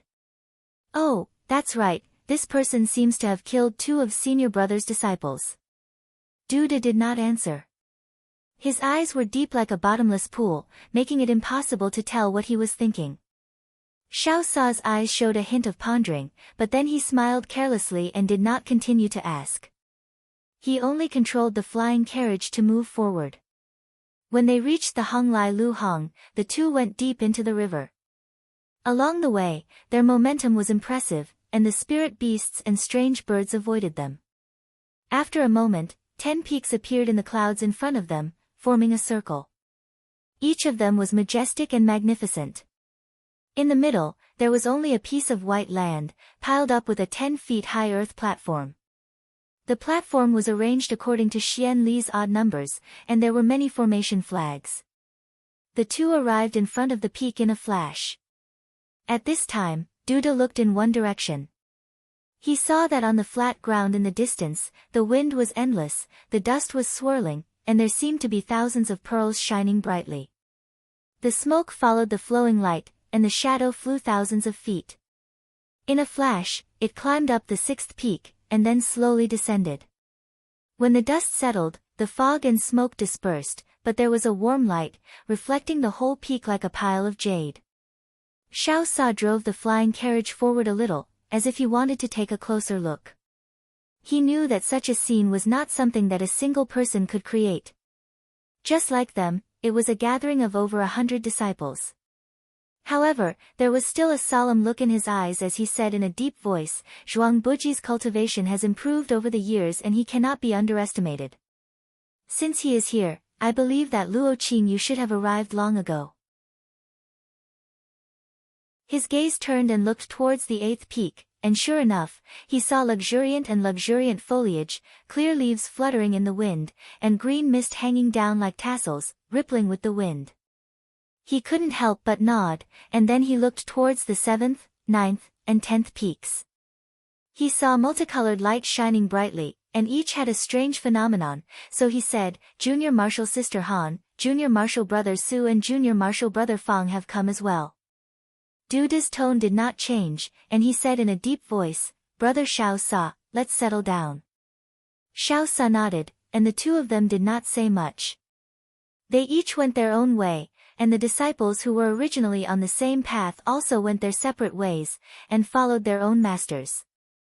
Xiao Sa landed on the 5th peak, and in a split second, thousands of golden lights shone, and it was dazzling, and the momentum was pressing, as if it wanted to suppress the momentum of the 5th peak. As for Duda, he landed on the 4th peak, and the whole peak was like a burning candle. A red light shot up to the sky, and dyed the clouds red, and the sky was red. With this momentum, except for the first 3 peaks, which were silent, the rest of the peaks could not compare. Xiao Sha sat on the stone platform on the peak. He carefully observed the fierce red light and pointed at it with his finger. He said, Strange, Duda's disciples have made a lot of progress.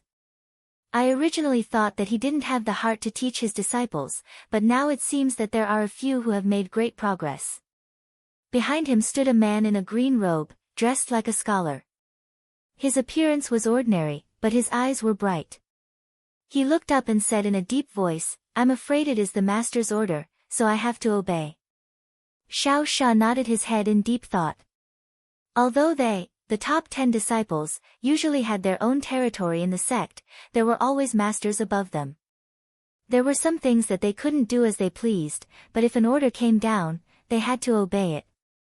Today's competition was a chess game between the master and the aristocratic families of Xianmen. In order to gain the upper hand, they had already secretly used all kinds of methods. Not far from the 10 peaks, on the south side, there was another mountain. On top of it, there was a stargazing platform. It was carved with jade, and it was crystal clear like ice. On top of it sat a man of Daoren, who had white hair and a red face. He looked at the distant peaks, and after a while, he said in a deep voice, 7 of the top 10 disciples have arrived. Tong Er, you can go and ring the golden bell.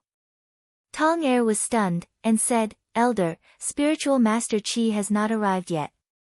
Isn't it too early to gather the disciples? Daoren smiled and said, It's okay, you can go and ring it. I have my reasons.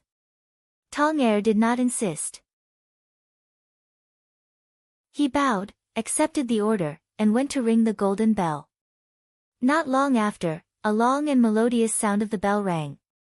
In an instant, it spread throughout the sect, and all the disciples of Qinsang school heard it.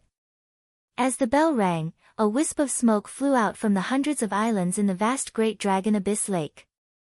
They tore through the air towards Honglai and Luhong. There were also tens of thousands of streaks of light that rose into the air. Although they were slower than the flying smoke, they still followed behind them. For a moment, the flowing lights flew across the sky like stars in the Milky Way, illuminating the sky and shining down on the Great Lake. Zhang Yan was originally meditating in the building when he suddenly heard the bell ringing in his ears. His eyes suddenly opened and flashed with a bright light that was a foot long. Then, it disappeared. He stood up, and with a clear whistle, clouds and mist appeared under his feet, and a light smoke lifted him up into the sky. After slightly identifying the direction, he activated the star's sword pill, and in an instant, his body and sword became one. He turned into a shocking long rainbow, suddenly broke through the atmosphere, and flew straight towards the place where the bell rang. Target =_.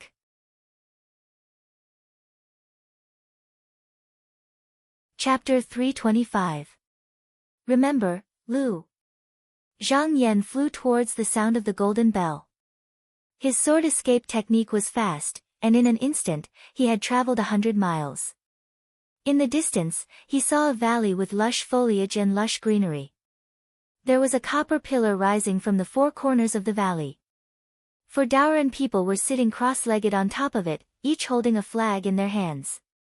From time to time, smoke would rise from the bottom of the copper pillar and converge towards the middle of the path. It was as if a net had been woven, condensing into a ball that stretched for 100 miles. It was actually a large formation. Zhang Yan stopped and looked around. In front of the valley, there was a stone tablet. Thinking that there must be a reason for it, he landed on the cloud and walked to the front of the tablet. The words on it were strange, as if there was some kind of restriction placed on it. He couldn't see it clearly from a distance, so he walked closer and looked at it carefully. After reading the words once, he knew the reason for this place. It turned out that in order to prevent the disciples from finding loopholes, the method of the competition was different every time. Maybe it was because of the battle against the 3 pools and the battle to break the formation, but in the last 2 competitions, the sect had set up formations for the disciples to break through. Only those who passed the formation could reach the foot of the 10 peaks.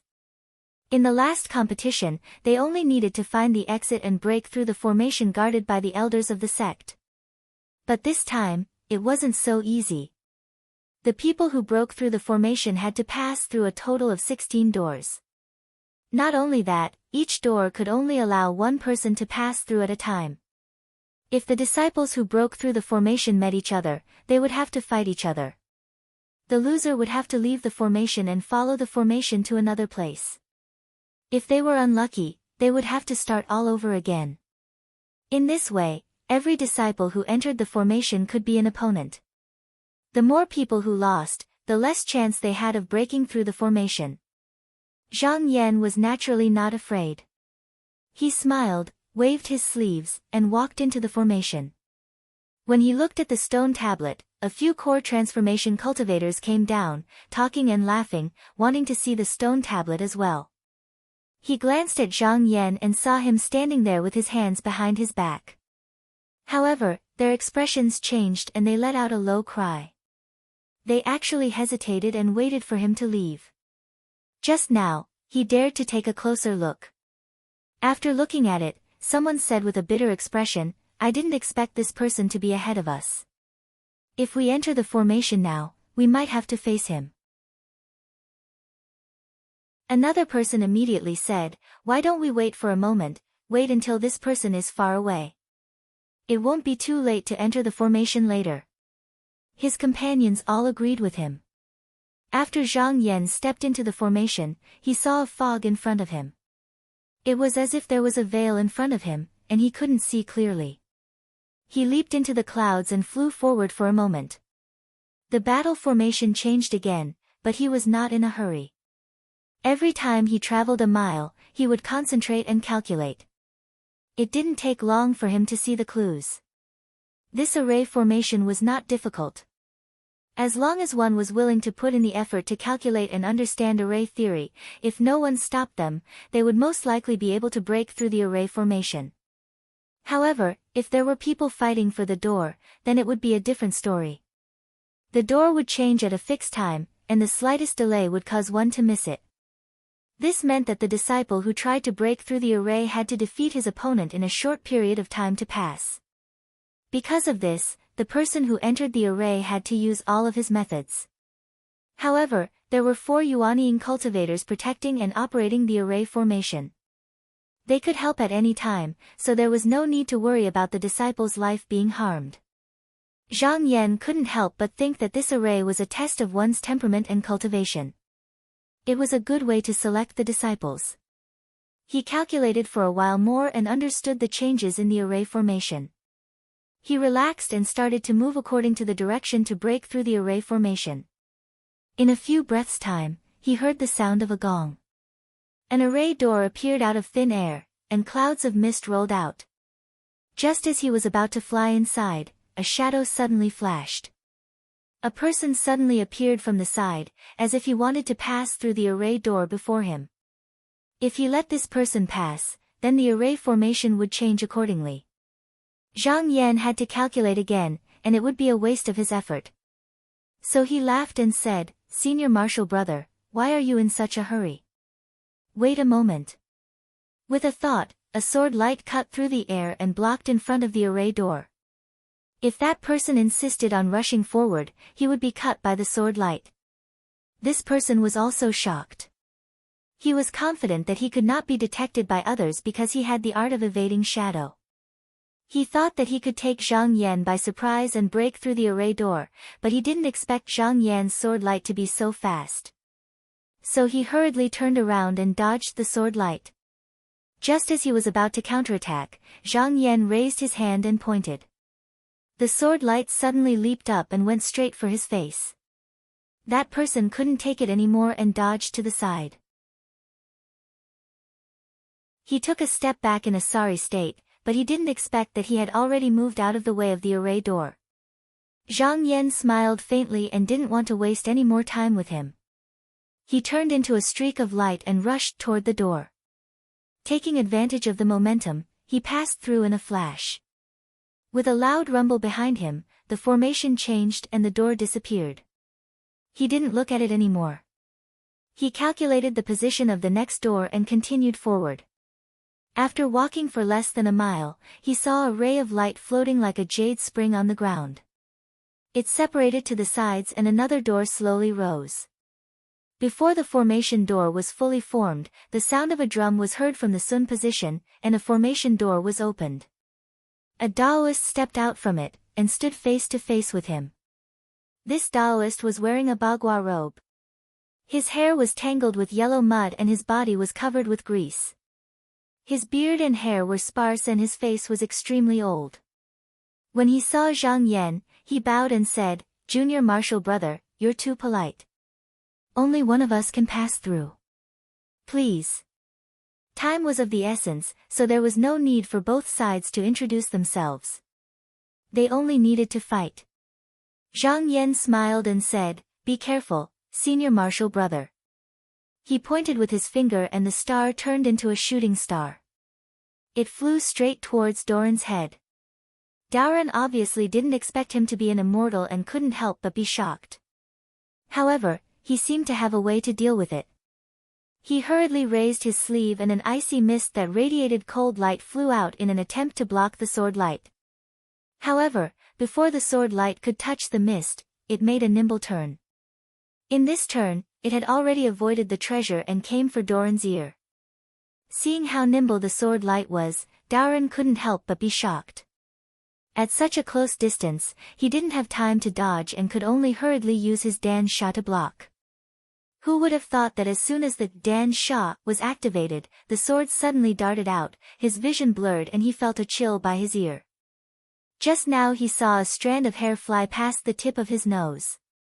Only then did he know that the speed of the sword had reached an unimaginable level. He sighed and took a step back. He cupped his hands and said, "This old Taoist has lost. Shitty, please pass." Zhang Yan raised his hand and bowed. He flew inside and killed his way to the next level. This time, it was smooth. He passed 3 levels in a row and didn't meet a single opponent. However, this formation seemed to have a secret to it. The faster he went, the longer it would take him to find the next formation door. He suspected that the person in charge of the formation saw that he was going too fast. In order to prevent him from not meeting a single opponent along the way, he operated the formation so that he wouldn't be able to pass easily. Therefore, he slowed down his pace and moved forward leisurely. As expected, with this, he didn't spend much effort and found the 6th formation door. At this moment, the Kun position shook and a middle-aged Taoist with a crown and a wide belt appeared. When he saw Zhang Yan, he rolled his eyes and without saying a word, he made a hand sign. The 2 swords on his back rose into the air and turned into 2 rays of golden light, attacking downward. Zhang Yan shouted coldly and a big yellow hand appeared from the top of the door. It scooped the 2 swords and crushed them into a pile of scrap metal. The middle-aged Taoist turned pale and took out a golden bell. Just as he was about to use it, he felt a ray of light slashing at him. He felt a pain on his shoulder and the golden bell fell to the ground. He knew that he wasn't a match for Su Ke and quickly covered his wound and turned into a cloud of smoke. Zhang Yan took it and didn't chase after him.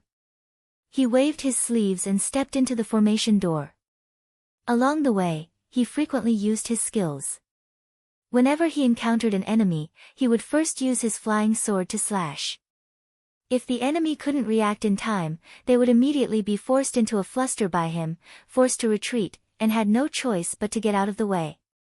If the opponent used a talisman to block in time, he would immediately use the 360 drops of heavy water to rain down like hail. He didn't need to do anything to the opponent, he just needed to force them to be unable to move for a moment. When the door closed, he went through the door and walked very elegantly. With his 2 moves, no one could stop him. Along the way, he was like a hot knife through butter and broke through another 7 formation doors. He was so ferocious that even Jinren Yuanying outside the formation could sense it. A Jinren with long eyebrows asked, "Who is this person?" "He uses a good flying sword technique. Even though he hasn't obtained a superior sword manual, I'm afraid normal disciples won't be able to stop him." These few Jinren Yuanying came from Shangming Hall. They usually cultivated painstakingly and didn't care about the outside world, so they didn't recognize Zhang Yan.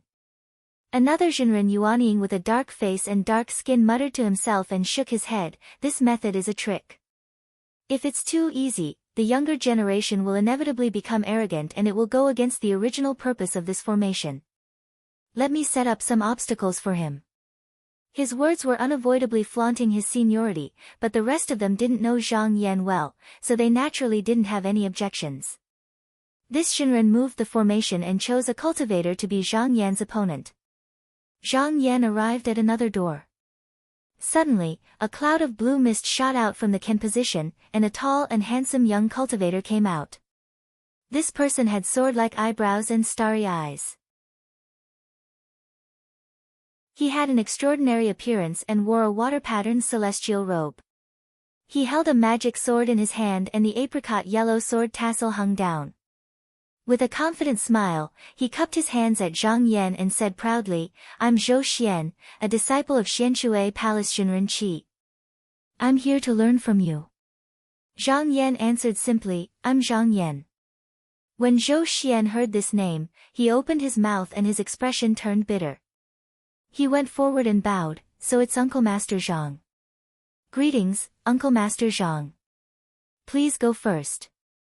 Zhang Yan nodded slightly and walked straight into the door. The few Yuanying Jinren looked at each other. The black-faced Jinren sighed and said, "This is fate. Forget it, he can't do it again. Let him be." After Zhang Yan's journey, there were no more obstacles.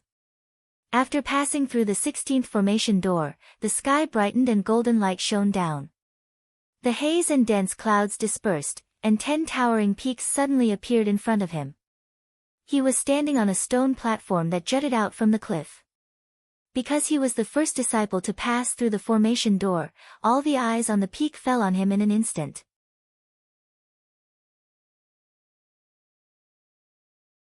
Chapter 326.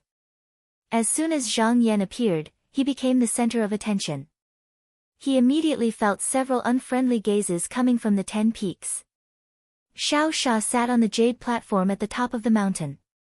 Seeing that the person was elegant and had an extraordinary bearing, he pointed down and asked, "Who is this?" The disciple immediately bowed and said, "This is the Lord of Clear Serenity Heaven Lake, Zhang Yan." "Oh, this person is Zhang Yan?" Xiao Sha's eyes narrowed. "Is he the Zhang Yan who achieved first-grade Dan and captured nephew Bo?" The disciple immediately replied, "Yes." Xiao Sua's face darkened, and he snorted. The clan had lost a lot of face because of this person. Not only did they lose their clansman, but they also gave away an artifact. This matter was ridiculed by the younger generation of the other clans. Although no one dared to mention it in front of him, how could he show a good face when he saw Zhang Yan? The ordinary-looking middle-aged man behind him took a step forward and carefully looked at Zhang Yan from head to toe. His eyes shone brightly, as if he wanted to see through Zhang Yan. Xiao Sua looked at him and unconsciously asked, "Junior brother Luo, is this person worthy of being your opponent?" Junior brother Luo did not reply, as if he was considering. Then he opened his mouth, but with a serious expression, he said, "This person is focused and resolute. I have never seen such a person in my life. As for how strong he is, I will only know after fighting him." Xiao Sha knew that this junior brother of his never spoke empty words. He stroked his beard and muttered, "Oh, this grand competition involves the power of the sect. The master and disciple lineage must have made some arrangements. Although my family also has countermeasures. Although our clans also have countermeasures, don't let your guard down. If this person doesn't come to pick a fight, then ignore him for now." Luo Yuanhua and the disciples behind him agreed. On the other peak, when Feng Zhen saw Zhang Yan's figure, fire marks gradually appeared around his eyes, and the evil aura on his body gradually rose. Priest Imo, who was standing beside him, was startled. Fearing that he would offend Duda by losing his composure, he grabbed his wrist and whispered in his ear, "Junior martial brother, don't be impatient. There will be plenty of opportunities in the competition. Don't lose your composure now. If master sees you, he will punish you." Feng Zhen was shocked and hurriedly focused his mind. He cast an appreciative glance at Priest Imo and whispered, "Thank you for your reminder, senior martial brother." When he saw Zhang Yan just now, he felt a surge of anger colliding in his chest, and he wanted to vent it out. He had cultivated for many years, and his emotions were usually extremely easy to control, but at that moment, he was almost unable to control himself. At this point, he only thought that it was because he had advanced too much while cultivating that little divine ability, causing his cultivation to be too fierce and causing his foundation to be unstable. He thought about it and felt that there was no need to worry too much about it. After the competition, he would go back and recuperate. When the few deacons on the cliff saw that someone had come out of the formation, one of them stood up and bowed to Zhang Yan. He pointed to the back and said, "Senior Marshal brother, please take a seat in the pavilion on the cliff." Zhang Yan looked in the direction he pointed and saw that there were a few flying pavilions on the cliff. The eaves were protruding and leaning against the cliff. However, the cliff he was standing on was shorter than the opposite 10 Peaks mountain. He snorted coldly and said, "No need." As soon as he finished speaking, he activated the sword pellet and turned into a ray of light that shot into the clouds. With a flick of his sleeve, he released a flying couch and sat on it steadily. The height he was sitting on was actually the same as the 10 Peaks. When the disciples on the peak saw this, they were stunned at first, then they all said angrily, "This person is too arrogant." Anyone could tell that Zhang Yan's actions were clearly showing that he was going against the 10 Peak mountain.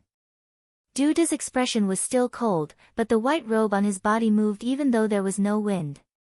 His gaze also became sharper, and the disciples below the jade stairs felt their hearts tremble. At this moment, on the 10th peak sat a handsome man with a jade-like face. He was Fang Zhenlu, who was ranked last among the top 10 disciples. He was the youngest among the 10 disciples, but he thought highly of himself and was the most arrogant. When he saw Zhang Yan's actions, he frowned and said unhappily, "Which disciple doesn't know the rules? How dare he stand shoulder to shoulder with us? Men." The moment he said that, a female cultivator beside him immediately walked up and whispered in his ear, "Son-in-law, the big picture is more important. Don't be impulsive." Fang Zhenlu raised his eyebrows and snorted, "If that's the case, let's not argue with him for now." The Taoist in charge was stunned for a while. When he came back to his senses, he instantly became anxious and hurriedly rode the cloud up and shouted, "Senior brother, how can you stay here? Please quickly go down with I." Zhang Yan said with a smile, "Why? Is there a rule in the sect that I can't stay here?" The Taoist in charge choked and stammered, "That's not true." Zhang Yan said with a smile, "If that's the case, I have no reason to stay here. Senior brother, please go back." The Taoist in charge felt that something was wrong, but no matter how he thought about it, he could not find a reason to refute. After holding it in for a while, he squeezed out a sentence and said, "Senior brother, since you're so stubborn, I will naturally report it to my master." Zhang Yan flicked his sleeve and pushed out a gust of wind. He said, "Go ahead." The Taoist in charge had no choice but to descend the cloud resentfully.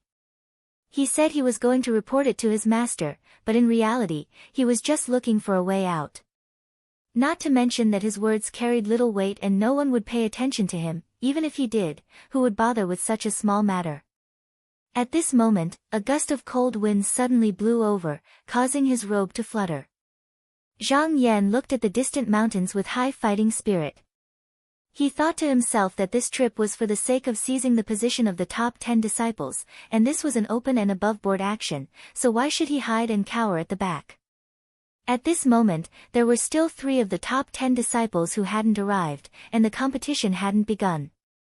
Even if there were people who were indignant and angry in their hearts and glared at him, but no one was willing to go against the law and come looking for trouble with him.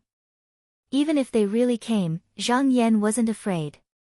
He came here today precisely to use this sturdy body to create a clear sky and fight with others, and this was exactly what he wanted. If the heart was willing, then the aura would take form on the outside. On this side, he floated alone in the sky and looked around. Above his aura, there was a kind of unyielding spirit, just like a cold blade that was unsheathed, sharp and overbearing.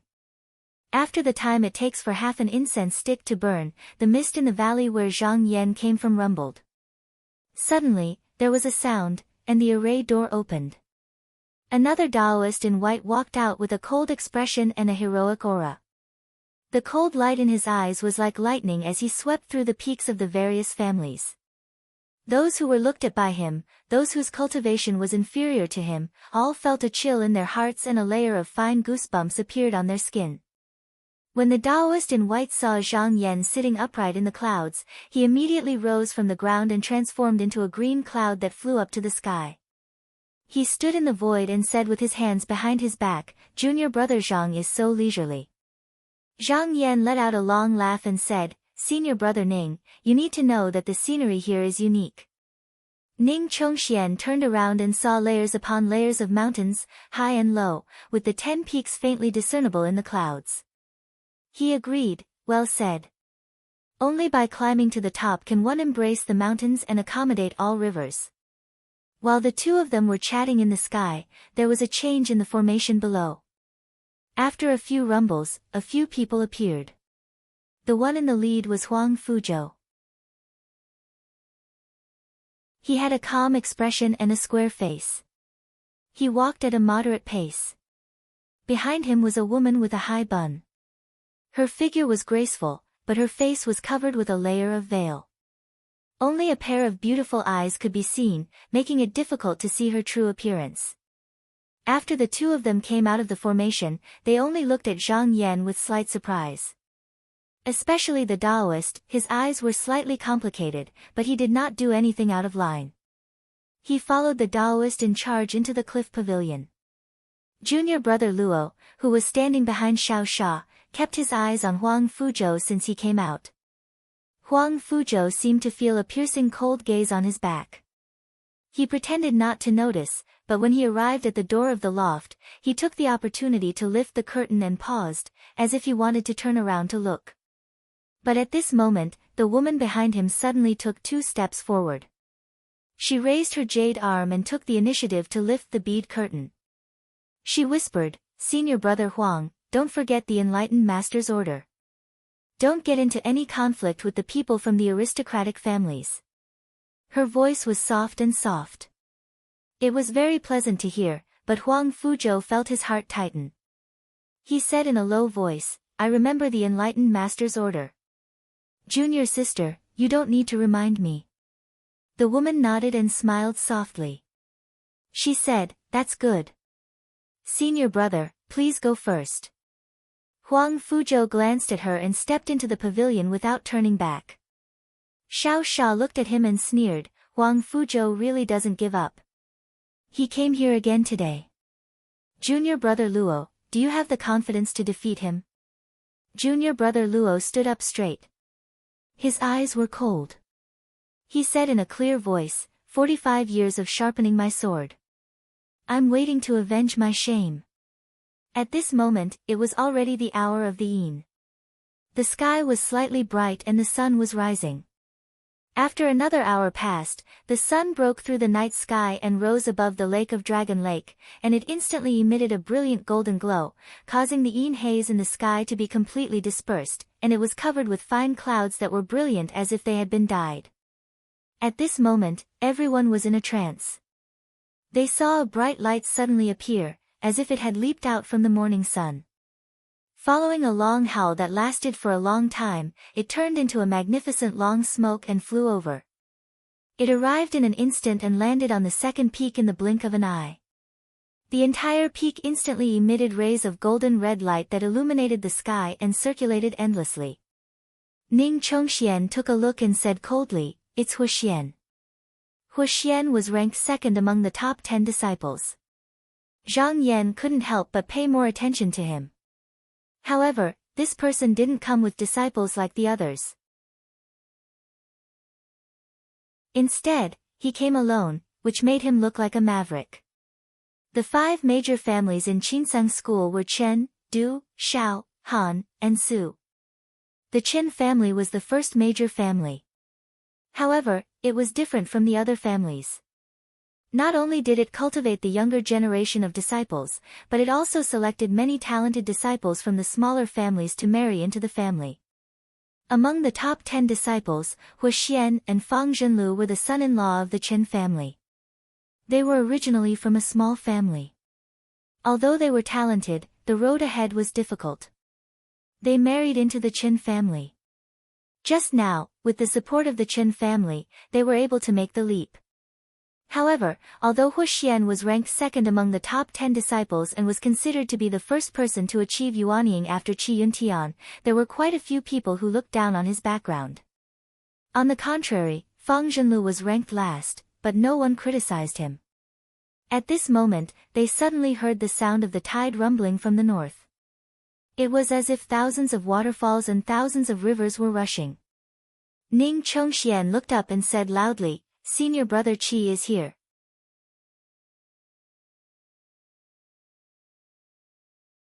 Chapter 327. As soon as this voice came out, everyone looked over and saw a river flowing across the horizon. Jade ripples surged, white foam like snow. Two malevolent inky flood dragons with golden locks on their necks dragged a inky coiled dragon python carriage, stirring up great waves as they surged forward. Qi Yuntian was wearing a Taoist robe with silk ribbons around his waist. His sleeves were as big as the clouds and his expression was solemn. Beside him was a Taoist boy who was holding a scroll. Not long after, the carriage landed on the first peak. He raised his sleeve and waved it lightly, collecting the vast and mighty water. It was as if thousands of miles of heavenly water had fallen. Suddenly, there was a loud sound, and even the entire mountain top was shaken. When he looked again, the layers of waves had already disappeared, and only the rumbling sound was left. It reverberated endlessly.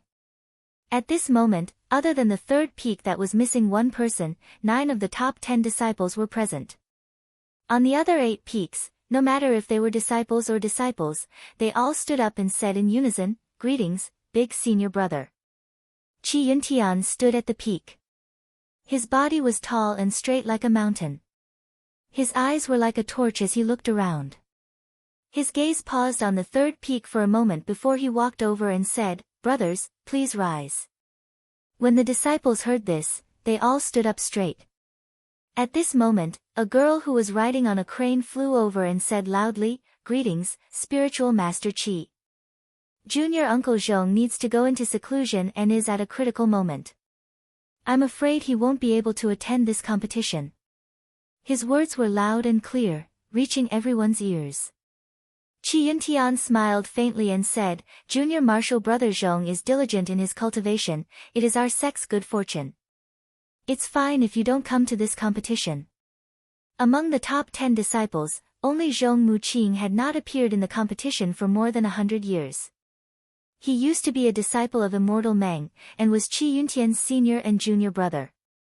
They were about the same age, but their skills were slightly inferior. After the great change in the sect, Immortal Qin took a fancy to him and wanted him to be his disciple.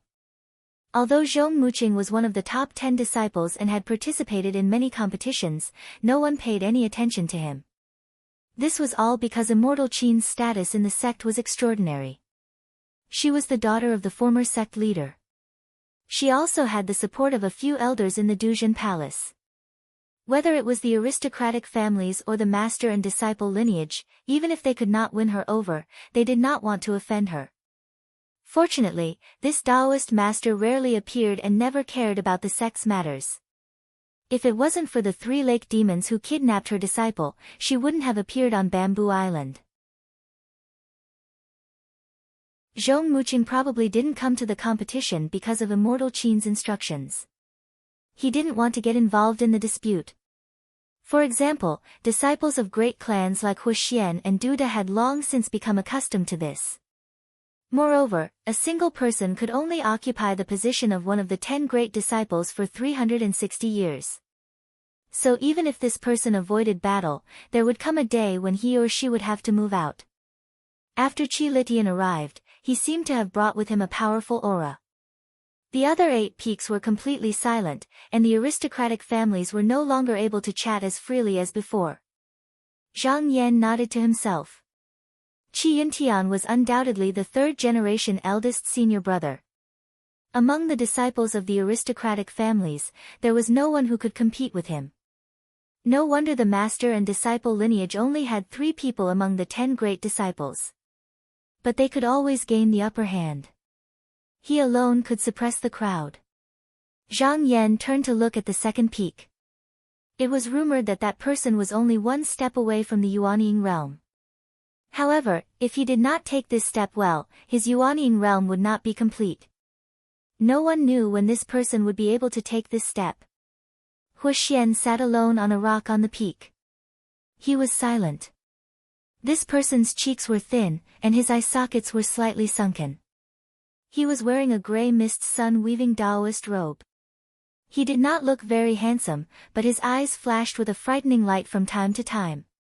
At this moment, there was movement from the formation at the bottom of the valley. More than 30 transformation core cultivators walked out one after another. These people were able to break through the formation and had defeated at least a dozen of their peers. They could all be considered the elites of the Qinsang school. Ren Mingyao walked out of the formation. He was walking with his head held high, but when he saw Zhang Yan and Ning Chongxian sitting on the cloud, he seemed to have thought of something. His expression changed slightly and he stopped moving forward. Someone behind him said, "Senior brother Ren, what's the matter?" The person did not wait for him to answer. He followed his gaze and sighed, so it's senior brother Ning and senior brother Zhang. From the looks of it, these two have the intention to compete for the position of the 10 great disciples. How courageous.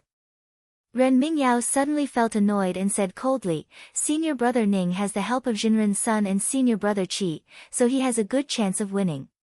But this Zhang Yan may not succeed. Let me ask you, which one of the people sitting on this peak has not cultivated for more than 100 years? He has not even reached the transformation core realm, but he dares to covet the position of the 10 great disciples. He is really overestimating himself." The person did not notice his expression and laughed, "Senior brother, you are wrong. It is true that this senior brother Zhang entered the Tao late, but his flying sword technique is brilliant. He also has the help of a magic treasure like the 5-spirit white carp lock. His chance of winning is small, but he may not lose. So what if he fights with those people from the aristocratic families?" Ren Mingyao snorted and turned to walk away. The reason why he was indignant was that he was also chosen by Qi Yuntian. But for some reason, the matter was left unsettled. He was just a registered disciple of Meng Zhen, not a confidant of Qi Yuntian like Fan Changqing. He did not understand the real reason was because of the battle between the two sections. Instead, he suspected that Zhang Yan had taken the seat that originally belonged to him. How could he be reconciled to this? When all the disciples were seated, Qi Yuntian ordered the boy to light up the incense burner and took out a scroll from the boy's hand. He untied the soft rope and spread it on the table.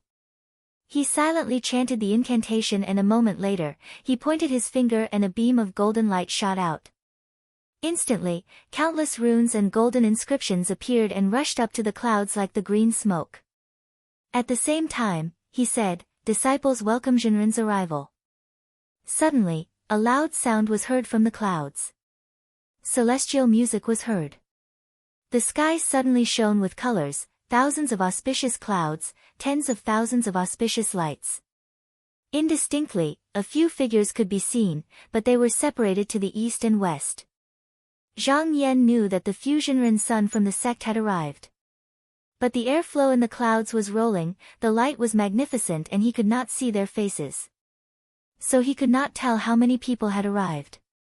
When the disciples on the 10 peaks saw this strange sign, they either clasped their hands or knelt down.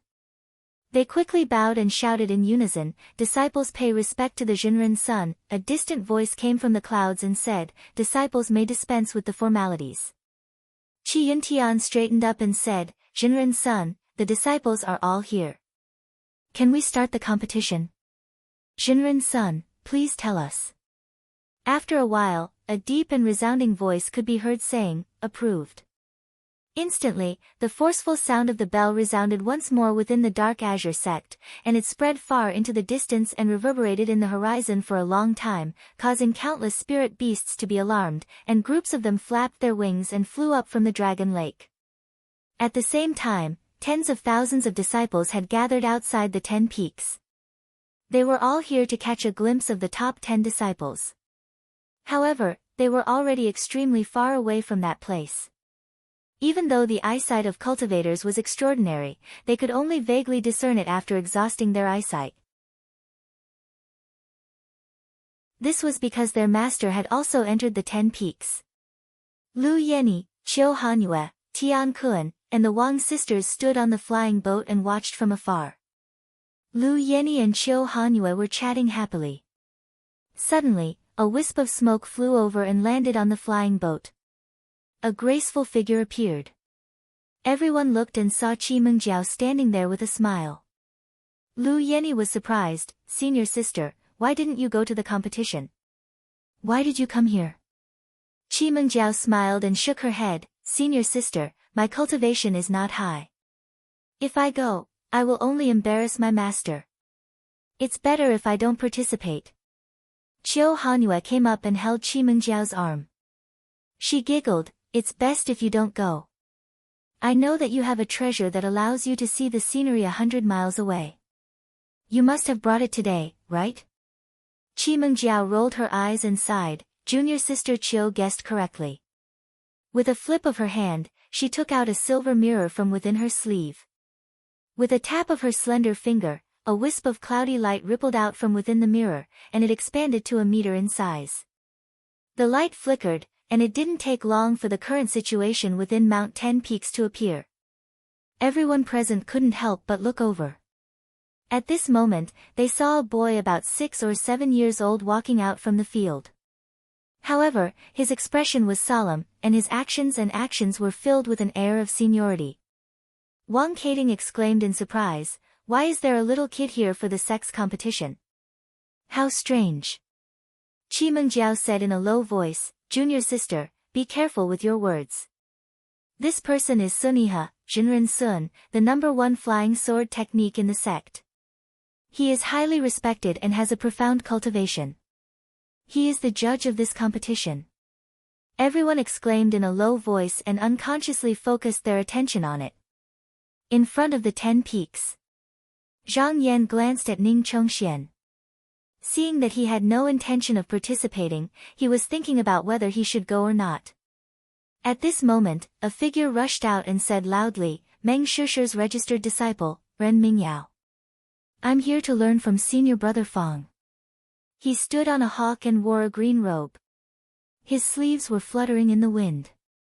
His appearance was handsome, and he immediately attracted a lot of attention. Ren Mingyao's cultivation technique was not one of the 5 techniques. Later on, he obtained a sword disc that was painstakingly cultivated by an elder of the Yuanyang sect. He felt that it was quite suitable for him to use. Therefore, he specially asked Meng Jinren to give him a more powerful cultivation technique. He believed that his cultivation was not bad. This time, he was the first one to rush out. He did not expect to defeat Fang Jinying. He just wanted to fight with his fellow disciples, and it would be best if he could defeat a few of them so that he could show some face in front of the masters. Then he would be considered to have achieved his goal.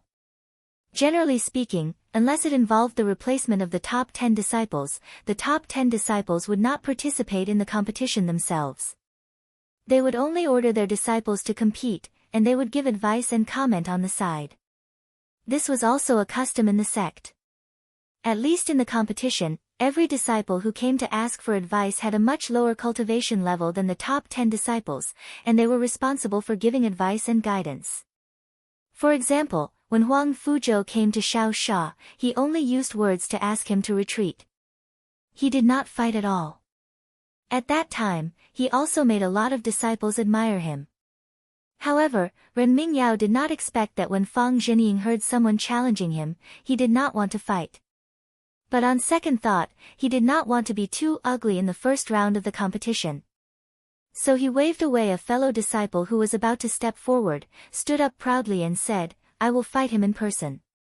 You don't need to intervene. Target equals _blank.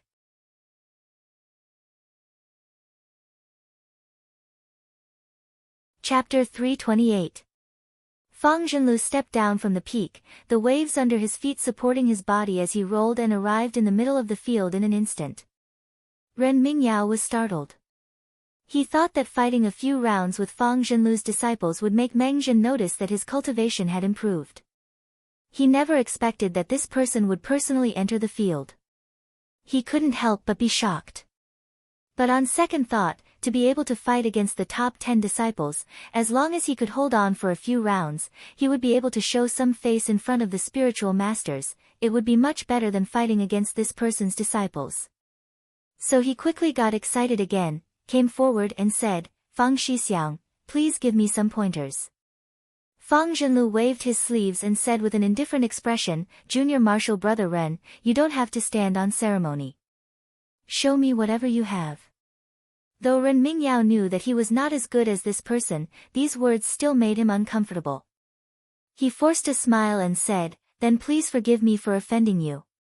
Elder Sun stood in midair, his eyes half closed, and did not say anything to disturb him.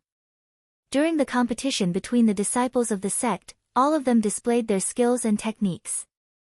Sometimes, they would fight until they were drunk and could not stop in time, so it was inevitable for them to suffer some minor injuries.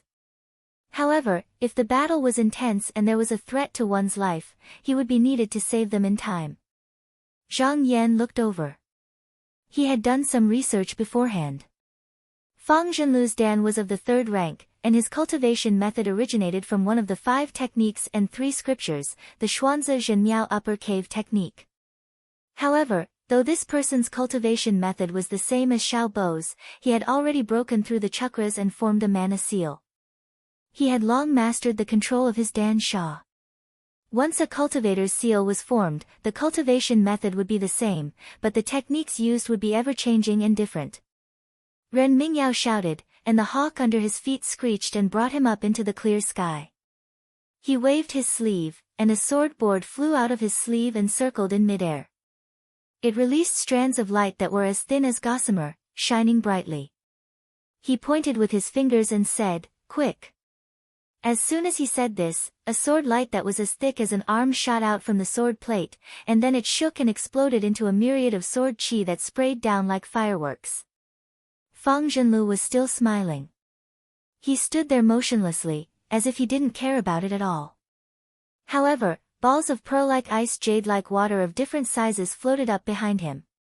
This ball of water was the size of a fist, the size of a grain of rice, transparent like amber, sparkling and translucent. It circled around his body, moving here and there, flying about indefinitely. When it was reflected by the morning sun, it actually emitted a rainbow light. The colors were gorgeous and dazzling.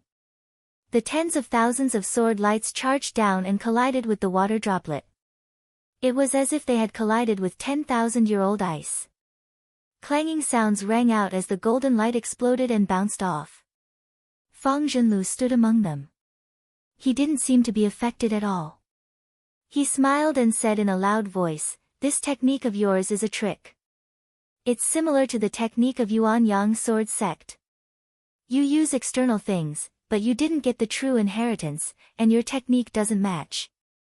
It looks powerful, but within 100 years, others might not be as good as you, but after 100 years, your cultivation will definitely be weaker than your peers. This is a method of neglecting the essentials. If I were your master, I would definitely abandon you." As a disciple of a Xianmen aristocratic family, he naturally wouldn't give Ren Mingyao any face. He dug out all of his shortcomings and belittled him. However, he couldn't say that he wasn't.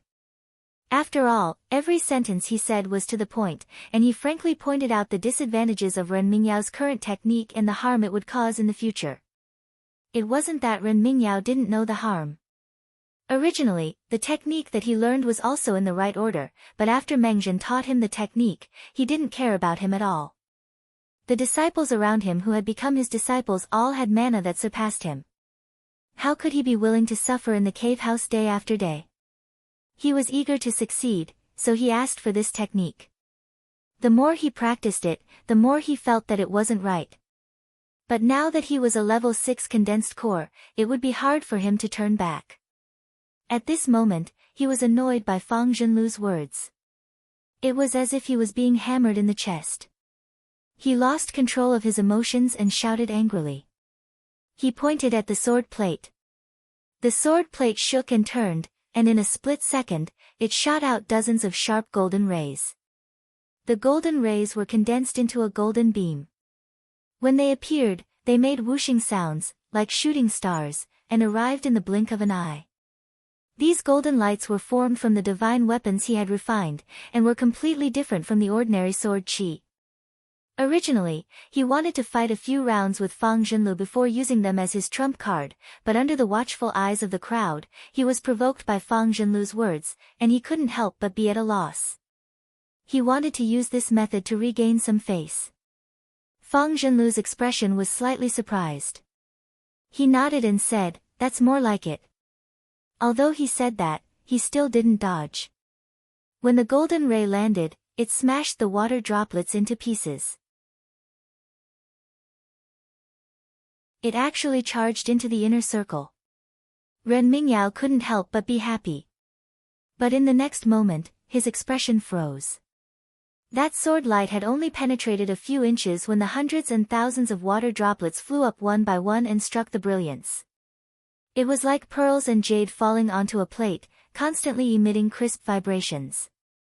The sword light was immediately shaken to the point of being shaken to the side, collapsing out of shape, and without spinning, it shattered and collapsed. But this time, Ren Mingyao was shocked. He had spent a lot of effort to cultivate each of these sword lights, but he didn't want them to be destroyed here. He gritted his teeth and made a hand seal. The remaining sword lights converged into a sword rainbow that was as wide as a palm and several meters long. Then, the sword rainbow slashed down again. Fang Zhenlu's expression became a little more serious. With a thought, he took the initiative to meet the water droplets, and they collided with the sword ray. The crystal water droplets exploded, but they didn't dissipate. Instead, they gathered together as they shattered, and formed as they were destroyed. It was like countless ice crystals wrapped around the sharp sword ray. As time passed, it was gradually worn away, until it completely disappeared. Ren Mingyao's expression changed. Before he could feel the pain of losing more than 10 sword chi, the hawk under his feet suddenly cried out and was pierced by the ice droplets. Then, he saw countless ice droplets raining down on him. In a panic, he hurriedly summoned the sword plate and summoned a round of sword ray to defend. But it didn't have the slightest effect. The ice droplets were easily penetrated and dispersed. When he saw that Fang Zhenlu seemed to be unable to stop it any longer, Elder Sun, who seemed to be dozing off on the other side, suddenly raised his eyes and pointed with his index finger.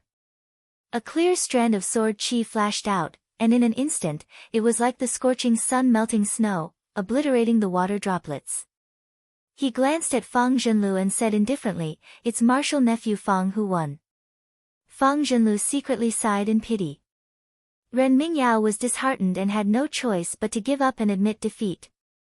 He didn't expect that the method that he had practiced for so many years was easily defeated by someone else. He dejectedly bowed and said, "Thank you for your advice, senior brother Fang." Fang Zhenlu looked at him a few times and suddenly smiled. He said, "You have also fought with me once. It can be said that we have some fate.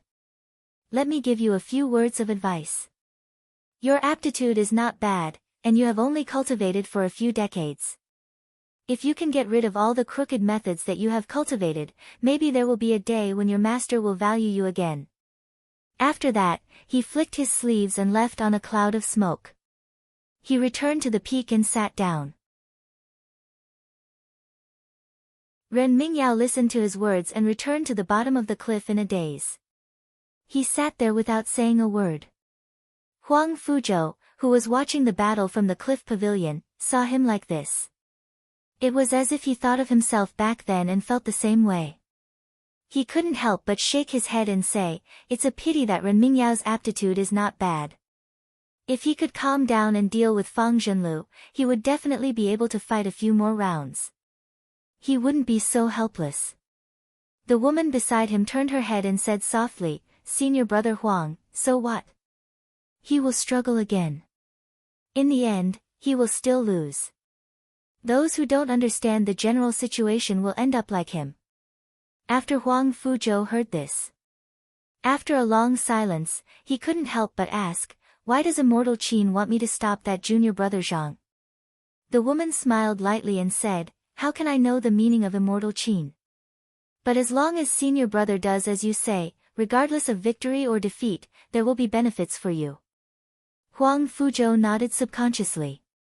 He also knew that if he took this step, he would not be able to gain Qi Yuntian's trust in the future. If it wasn't for the fact that he cared about his fellow disciples on Yangyue Island, he would not have agreed to Immortal Qin's conditions. However, he was not a weak-willed person like Ren Mingyao. Since he had already made a choice, he would not think too much about other things. That would only mess up his state of mind. At this time, in the sky, Ning Chongxian also looked at Ren Mingyao, shook his head and sighed. Junior brother Ren originally had some spirit, but now that he has been distracted by Fang Zhenlu's words, I'm afraid he won't be of much use in the future in martial Uncle Meng's eyes. Zhang Yan nodded in agreement. As a disciple of a master and a disciple, the most important thing was temperament, followed by cultivation aptitude. And the reason why Ning Chongxian wanted him to become Qi Yuntian's disciple was also because of this. Ren Mingyao was anxious for success, and once he encountered a setback, he would lose his soul. It was no wonder that Meng Zhen only accepted him as a registered disciple and no longer paid attention to him. After Ren Mingyao and Fang Zhenlu left, another person stepped on a cloud of smoke and entered the field. This person's hair was crooked, his beard was untrimmed, and his robe was full of grease and stains. He looked extremely miserable. He picked up the wine pot and drank a mouthful. Then he tore open his robe and shouted towards the 8th peak, Luo Qingyu, junior brother Luo, I'm here to challenge you.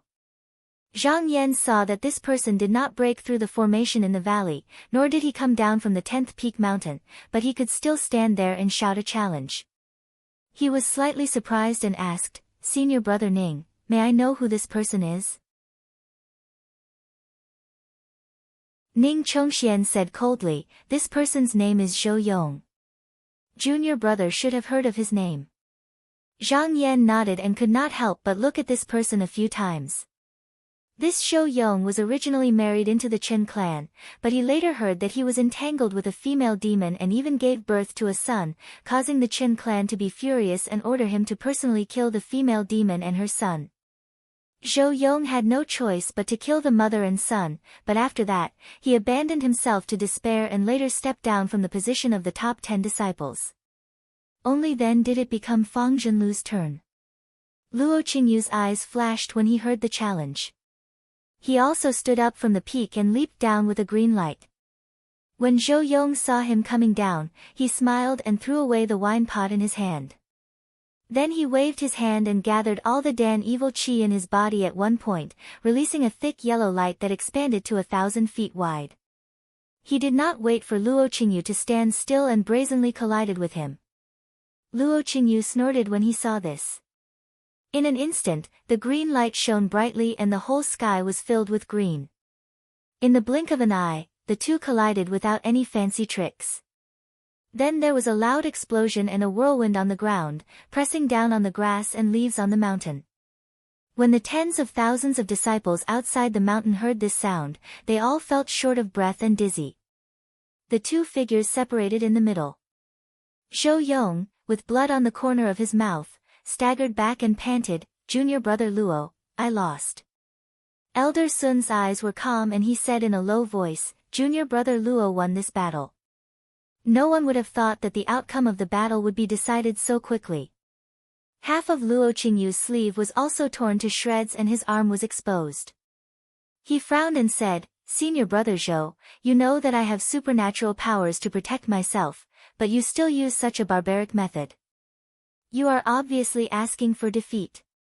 Zhou Yong spat out a mouthful of blood and then looked up at the blurry shadows in the sky and shouted, in terms of cultivation, I am not bad, but I am not a match for your supernatural powers. I admit my defeat. After saying that, he laughed loudly and left in a cloud of smoke. Luo Qingyu's face changed slightly, as if he had thought of something, and he secretly said, oh no. Zhang Yan looked at Zhou Yong's figure in the distance, but his face was thoughtful. At this moment, a cold light suddenly shot out from Ning Chongshuan's eyes. He shook his sleeves and floated to the middle of the field. He looked up at the 9th summit and said coldly, Su Wentian, I will fight you. Target =_.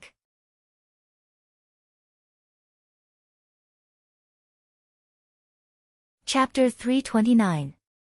Above the 10 Peaks mountain, there was an auspicious cloud with a width of more than 10 miles. Auspicious mist covered the sky, the light was like flowing waves, and the clouds were like rolling smoke. The 4 heaven abode masters of the Yingtsang sect were sitting on the cloud, looking down at the grand competition. The person who sat on the west side was an elegant young Taoist who looked like a virgin. This was Xiao Rongyu, spiritual master Xiao. After hearing Zhou Yong's words, he couldn't help but point at him and smile. This junior has some good eyesight. Immortal Han sat on the south seat. His eyes were like shooting stars, and his appearance was elegant. He glanced down and snorted. He thinks he's smart. However, Immortal Xiao leaned back slightly and laughed loudly. He shook his head and waved his hand. Don't blame him, don't blame him. His intention is good. Junior brother Han, Ning Chongxian really challenged martial nephew Su. It's just as you expected. Spiritual Master Han snorted and said, now that the 1,000-year demon calamity is about to begin, at this juncture, what sect leader Spiritual Master wants is nothing more than to suppress us. It's not like he wants the sect to fall apart and fall out of control. Spiritual Master Han smiled and agreed, Junior brother Han is right. But what should we do in this round? Should we block the river and keep him out, or should we open the door and let him go? Immortal Du sat on the east seat. His expression was solemn and stern. When he sat there, he looked dignified and strict. When he heard what Immortal Xiao said, his eyes narrowed and 2 rays of cold light flashed. He spoke in a sonorous voice. We can't let him go.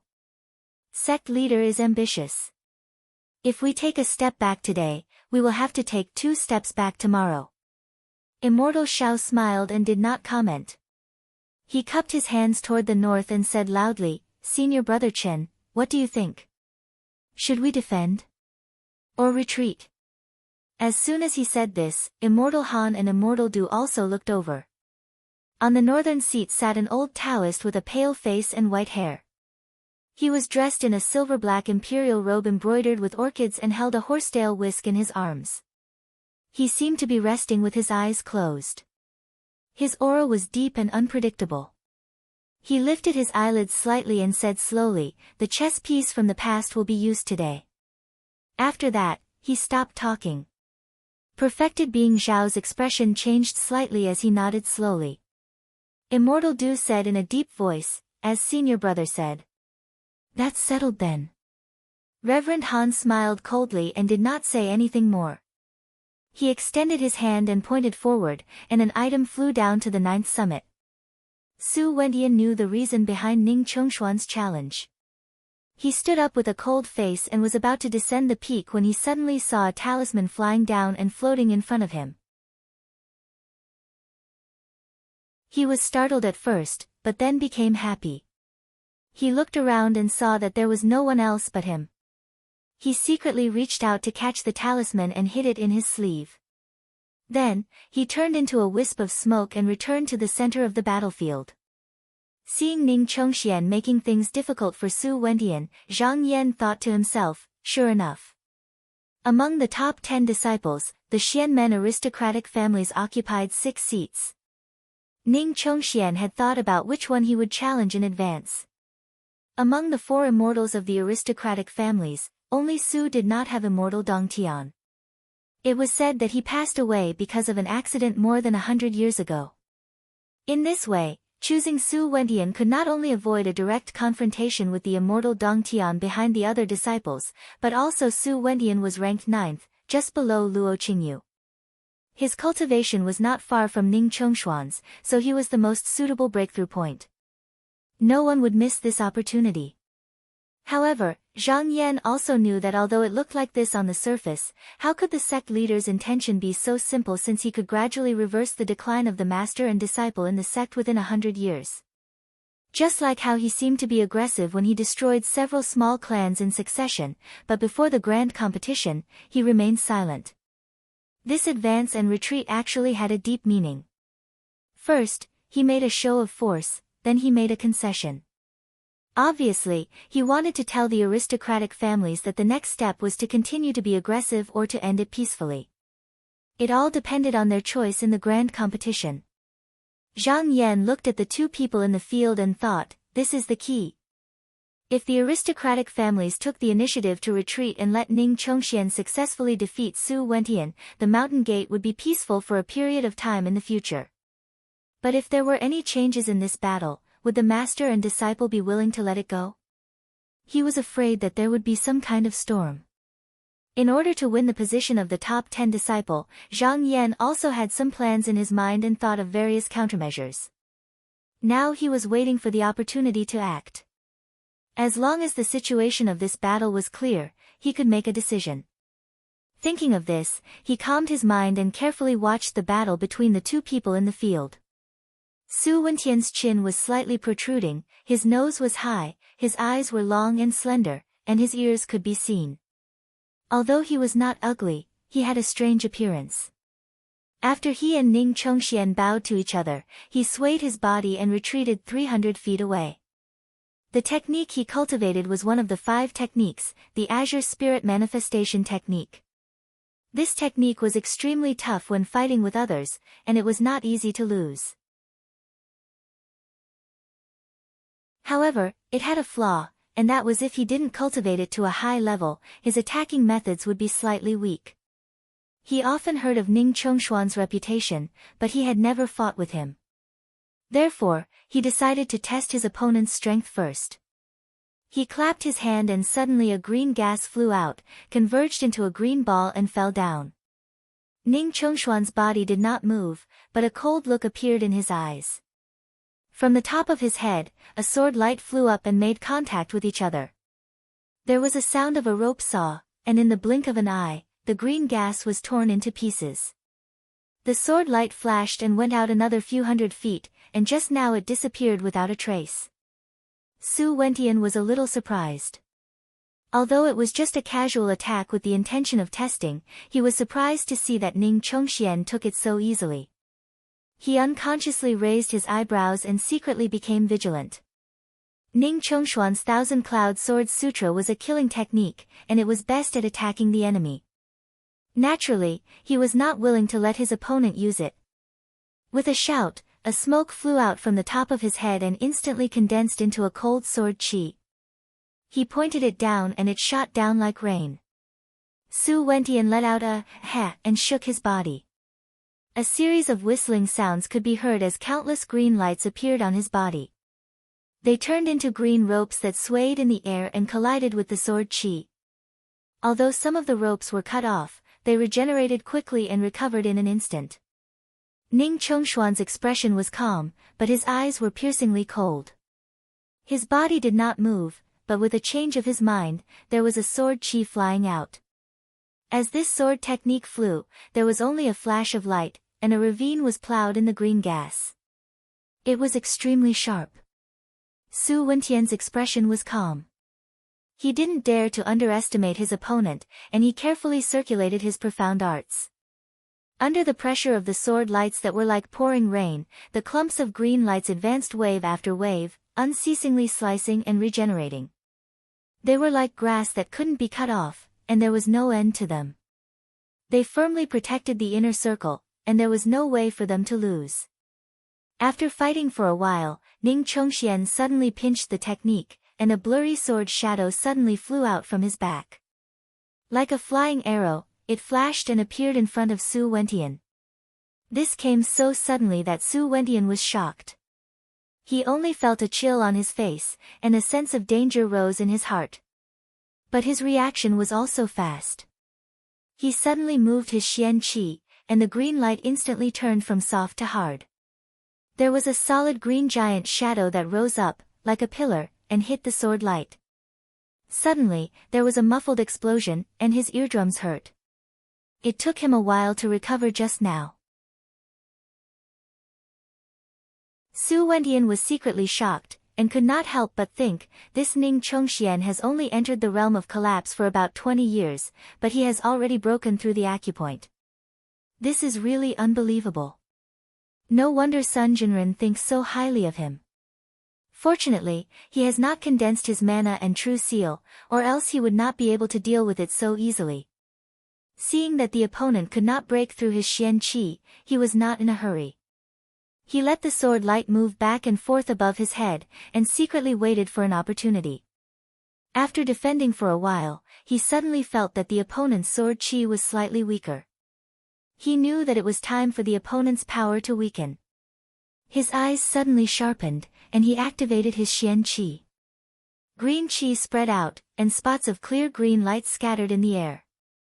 Not long after, there seemed to be countless fireflies and candles within a radius of a mile, twinkling like stars, like thousands of lanterns hanging on the wall. Then, he let out a low shout, and the hundreds of thousands of lights suddenly gathered like bees and ants, and unceremoniously counterattacked Ning Chongxian.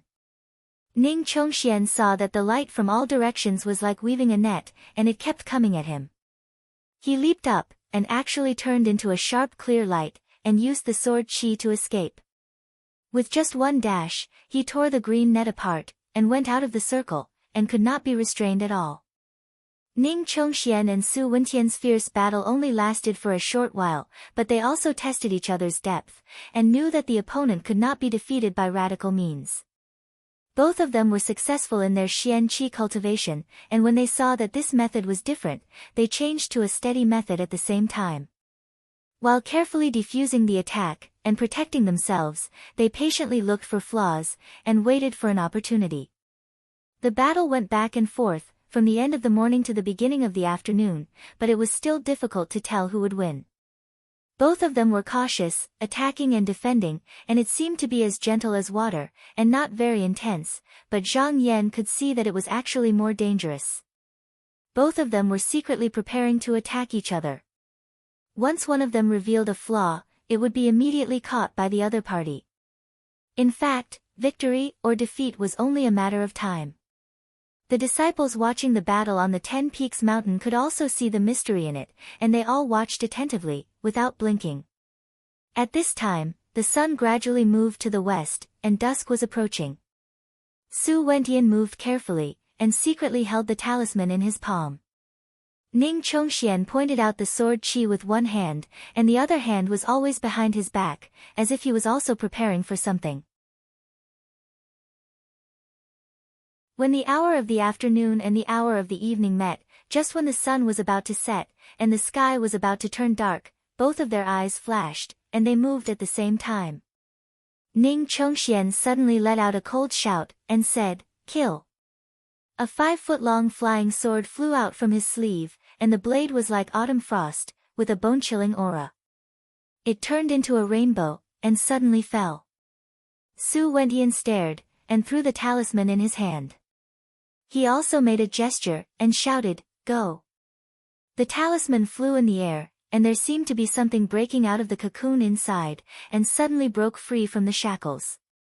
Then, a pool of autumn water appeared like an arc blade, and as soon as it appeared, the burning light covered the sky, and it was blinding. Elder Sun was originally in a daze, but when he saw this thing, his face changed, and he blurted out, "Morning God Blade." At this moment, because both of them attacked too quickly, it was already too late for him to stop them, and so he almost hit his opponent at the same time. With a "chi" sound, where the sword rainbow passed, Su Wentian's head flew up into the sky. As for Ning Chongxian, after an arc of light flashed, he was also cut in half at the waist.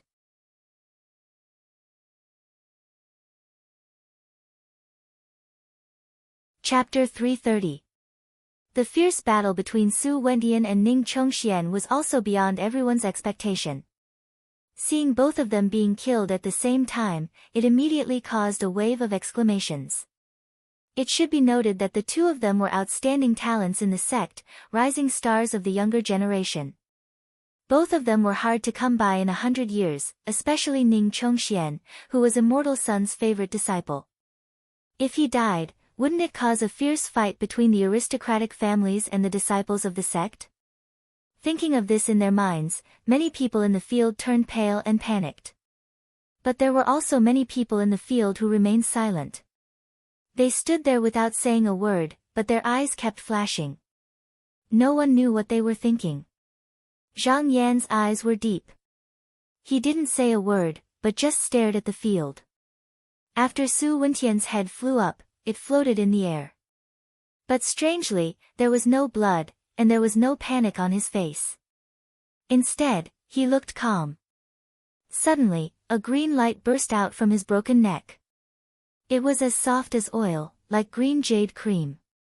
It rushed up and pulled the 6 young chief leaders' head back to his neck. After it was put back in place, the green light flashed again, and the wound faded away, returning to its original state. He wriggled a little, reached out to touch it, and let out a long breath. Just now, Ning Chongxian was beheaded. From his broken waist, wisps of green light flew out, pulled the upper half of his body down, and then the upper and lower body merged together. In an instant, he was healed. There was a flash of light on his clothes, and the cut was wiped away. He waved his sleeve and formed a seal. With a flash of light, he summoned the magic sword back and put it away. After putting it away, he stood in the void with his hands behind his back.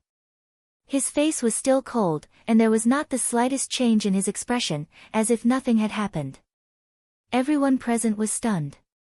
The Wang sisters and Lu Yenny, who were watching the battle through the silver mirror, were also stunned. After a while, Qiu Hanyue suddenly reacted. She pointed at the mirror and pulled Qi Mengjiao's sleeve. She said anxiously, "Senior Sister Qi, is this?" Qi Mengjiao sighed. She was a little nervous just now. If Ning Chongxian died, it would really cause turmoil in the sect. She thought for a moment, then nodded and said, "That's right, this is one of the 12 magical powers of my Qinsang school. Void Life Qi. Once this technique is completed, as long as there is still a breath of vitality, even if the limbs are torn into pieces, you can use your divine ability to pull them back. As long as you can reconnect them in a short period of time, you will not be injured and will not die, just like how you were in the beginning." Although she said it lightly, the scene of the Wang sisters being chopped off at the waist and having his head cut off gave the Wang sisters a great shock. Just thinking about it made them tremble in fear. His chest was stuffy and he was short of breath. Not to mention the fact that the two of them dared to test the law with their own bodies, they even acted as if nothing had happened. Just how strong were their wills? Wang Kating asked timidly, "If Master were to face such a person, Senior Sister, do you think he would?" Tian Kun suddenly snorted angrily and interrupted her, saying, "Shut up, Master won't lose." In Wang Kating's impression, Tian Kun had never spoken so harshly. At first, she was frightened, but then her eyes reddened and she said in a wrong tone, "Why are you being so fierce?" "I'm just worried about Master." Wang Kaiwei also bit her lower lip, a trace of worry appearing on her face. Lu Yenny frowned. At first, she didn't have a clear idea of what kind of opponent her master would be facing. She also didn't have a clear understanding of the previous 2 battles, but now she had a deep understanding. None of the top 10 disciples were ordinary people. If they were unlucky, they would lose and die. Thinking of this, she couldn't help but worry, saying, "I wonder if Master can win this kind of opponent?" But looking at the Wang sisters' expressions, she was shocked again and secretly blamed herself. As the eldest senior sister of the school, how could she have panicked first? A slight smile appeared on her face.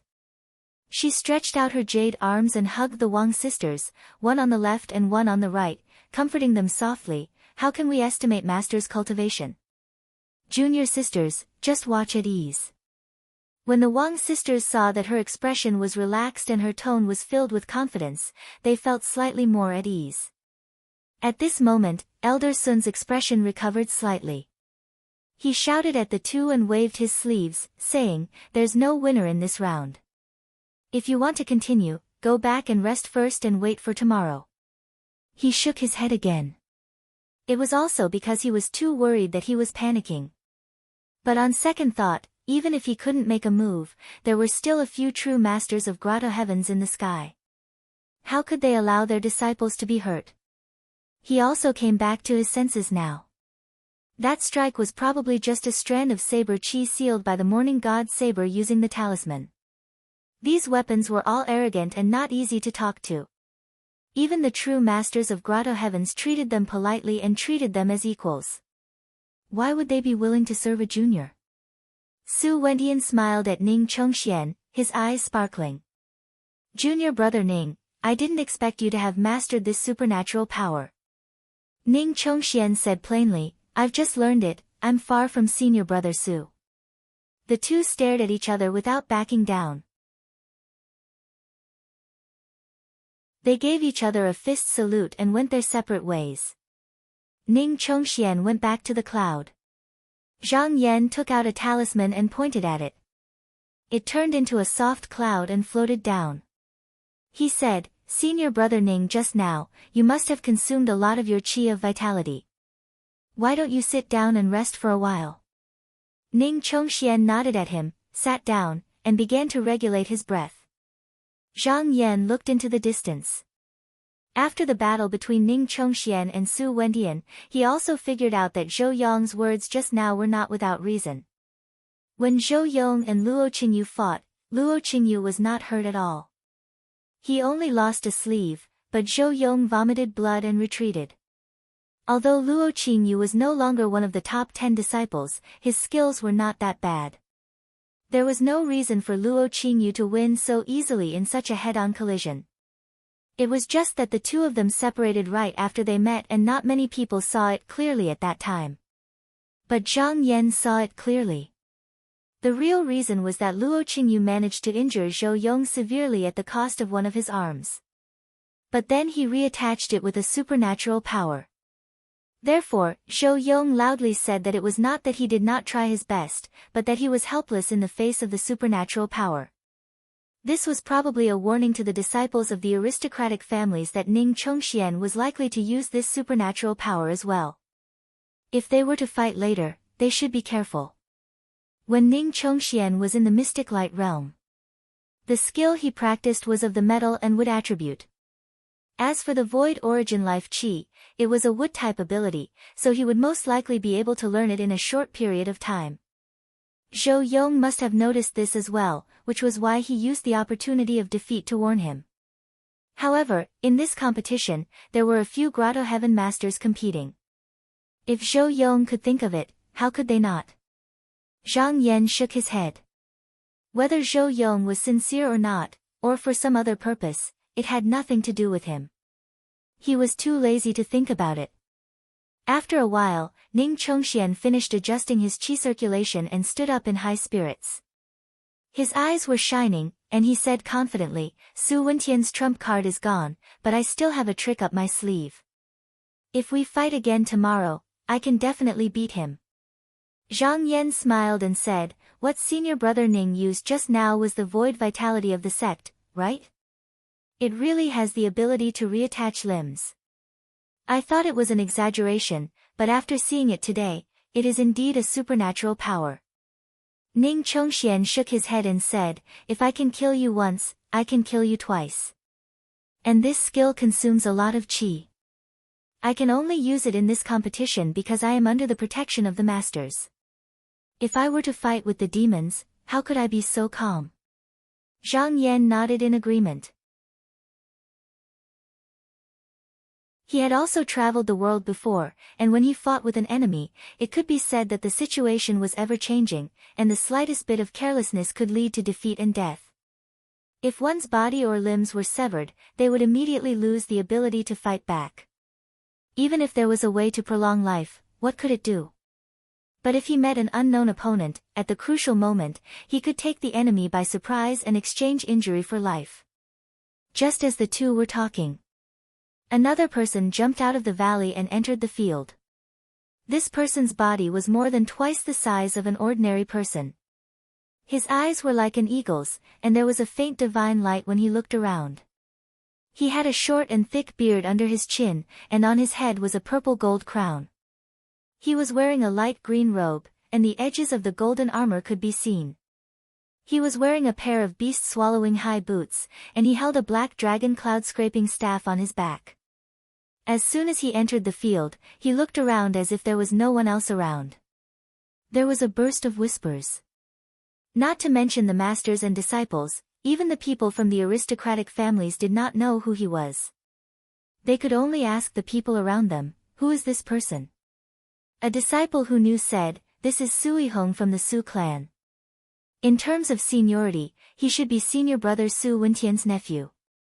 Hearing Sui Hong's name, everyone thought of him just now. But this person was always out killing demons and rarely stayed in the mountain. Now that he had opened a house in Shenjin River and was recruiting disciples, it was even rarer to see him. They did not expect that he would come to this competition. The disciples couldn't help but be excited. This person was famous, and they couldn't help but want to see how strong he was. After Sui Hong entered the field, he looked up, and his eyes moved to the 8th peak. He glanced at Luo Qingyu's face, and then passed by. Luo Qingyu had already left the arena, and if they were to fight again, they would have to wait until the next day. However, he would be able to spar with the disciples of his sect, and he had no interest in doing so. He turned his gaze and looked at Zhuang Bufan. The surrounding disciples couldn't help but feel nervous. No matter how they thought about it, Sui Hong could only challenge Zhuang Bufan to a duel. As for Qi Yuntian, no one dared to challenge him. Even if the other 9 disciples joined forces, they wouldn't necessarily be his opponent. Sure enough, Sui Hong's eyes were fixed on Zhuang Bufan's face. Some of the disciples' palms were already sweating. The battle just now had shocked them. If Zhuang Bufan entered the field, what kind of fierce battle would the two of them have? Zhuang Bufan's eyes looked down, and a cold light flashed in his 4 pupils. To everyone's surprise, Sui Hong's lips curled into a mysterious smile. He then shifted his gaze away and turned around to look at the other peaks. His action confused the crowd, and they couldn't understand. What was this person trying to do? Was he trying to compete with the disciples of the aristocratic families? Was he crazy? Sui Hong's eyes swept past Huxian, Du De, Xiao Sha, and finally stopped on the 7th peak's Han Siyi. She was the only female cultivator among the top 10 disciples. She was beautiful, and her skin was smooth like jade. Her body was graceful, but there was a hint of bitterness in her eyes, and she looked weak.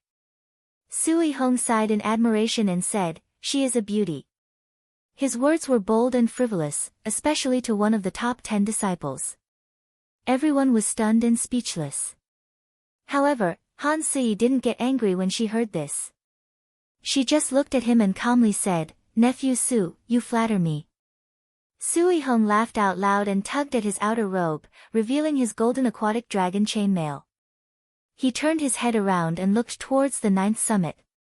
When he opened his eyes, he said loudly, "Third uncle, your nephew is here to seek guidance from you." His words caused the crowd to go into an uproar. Everyone had different thoughts. What did Sui Hong mean by this? Could it be an internal strife within the family? Elder Sun frowned. He couldn't figure out what was going on either.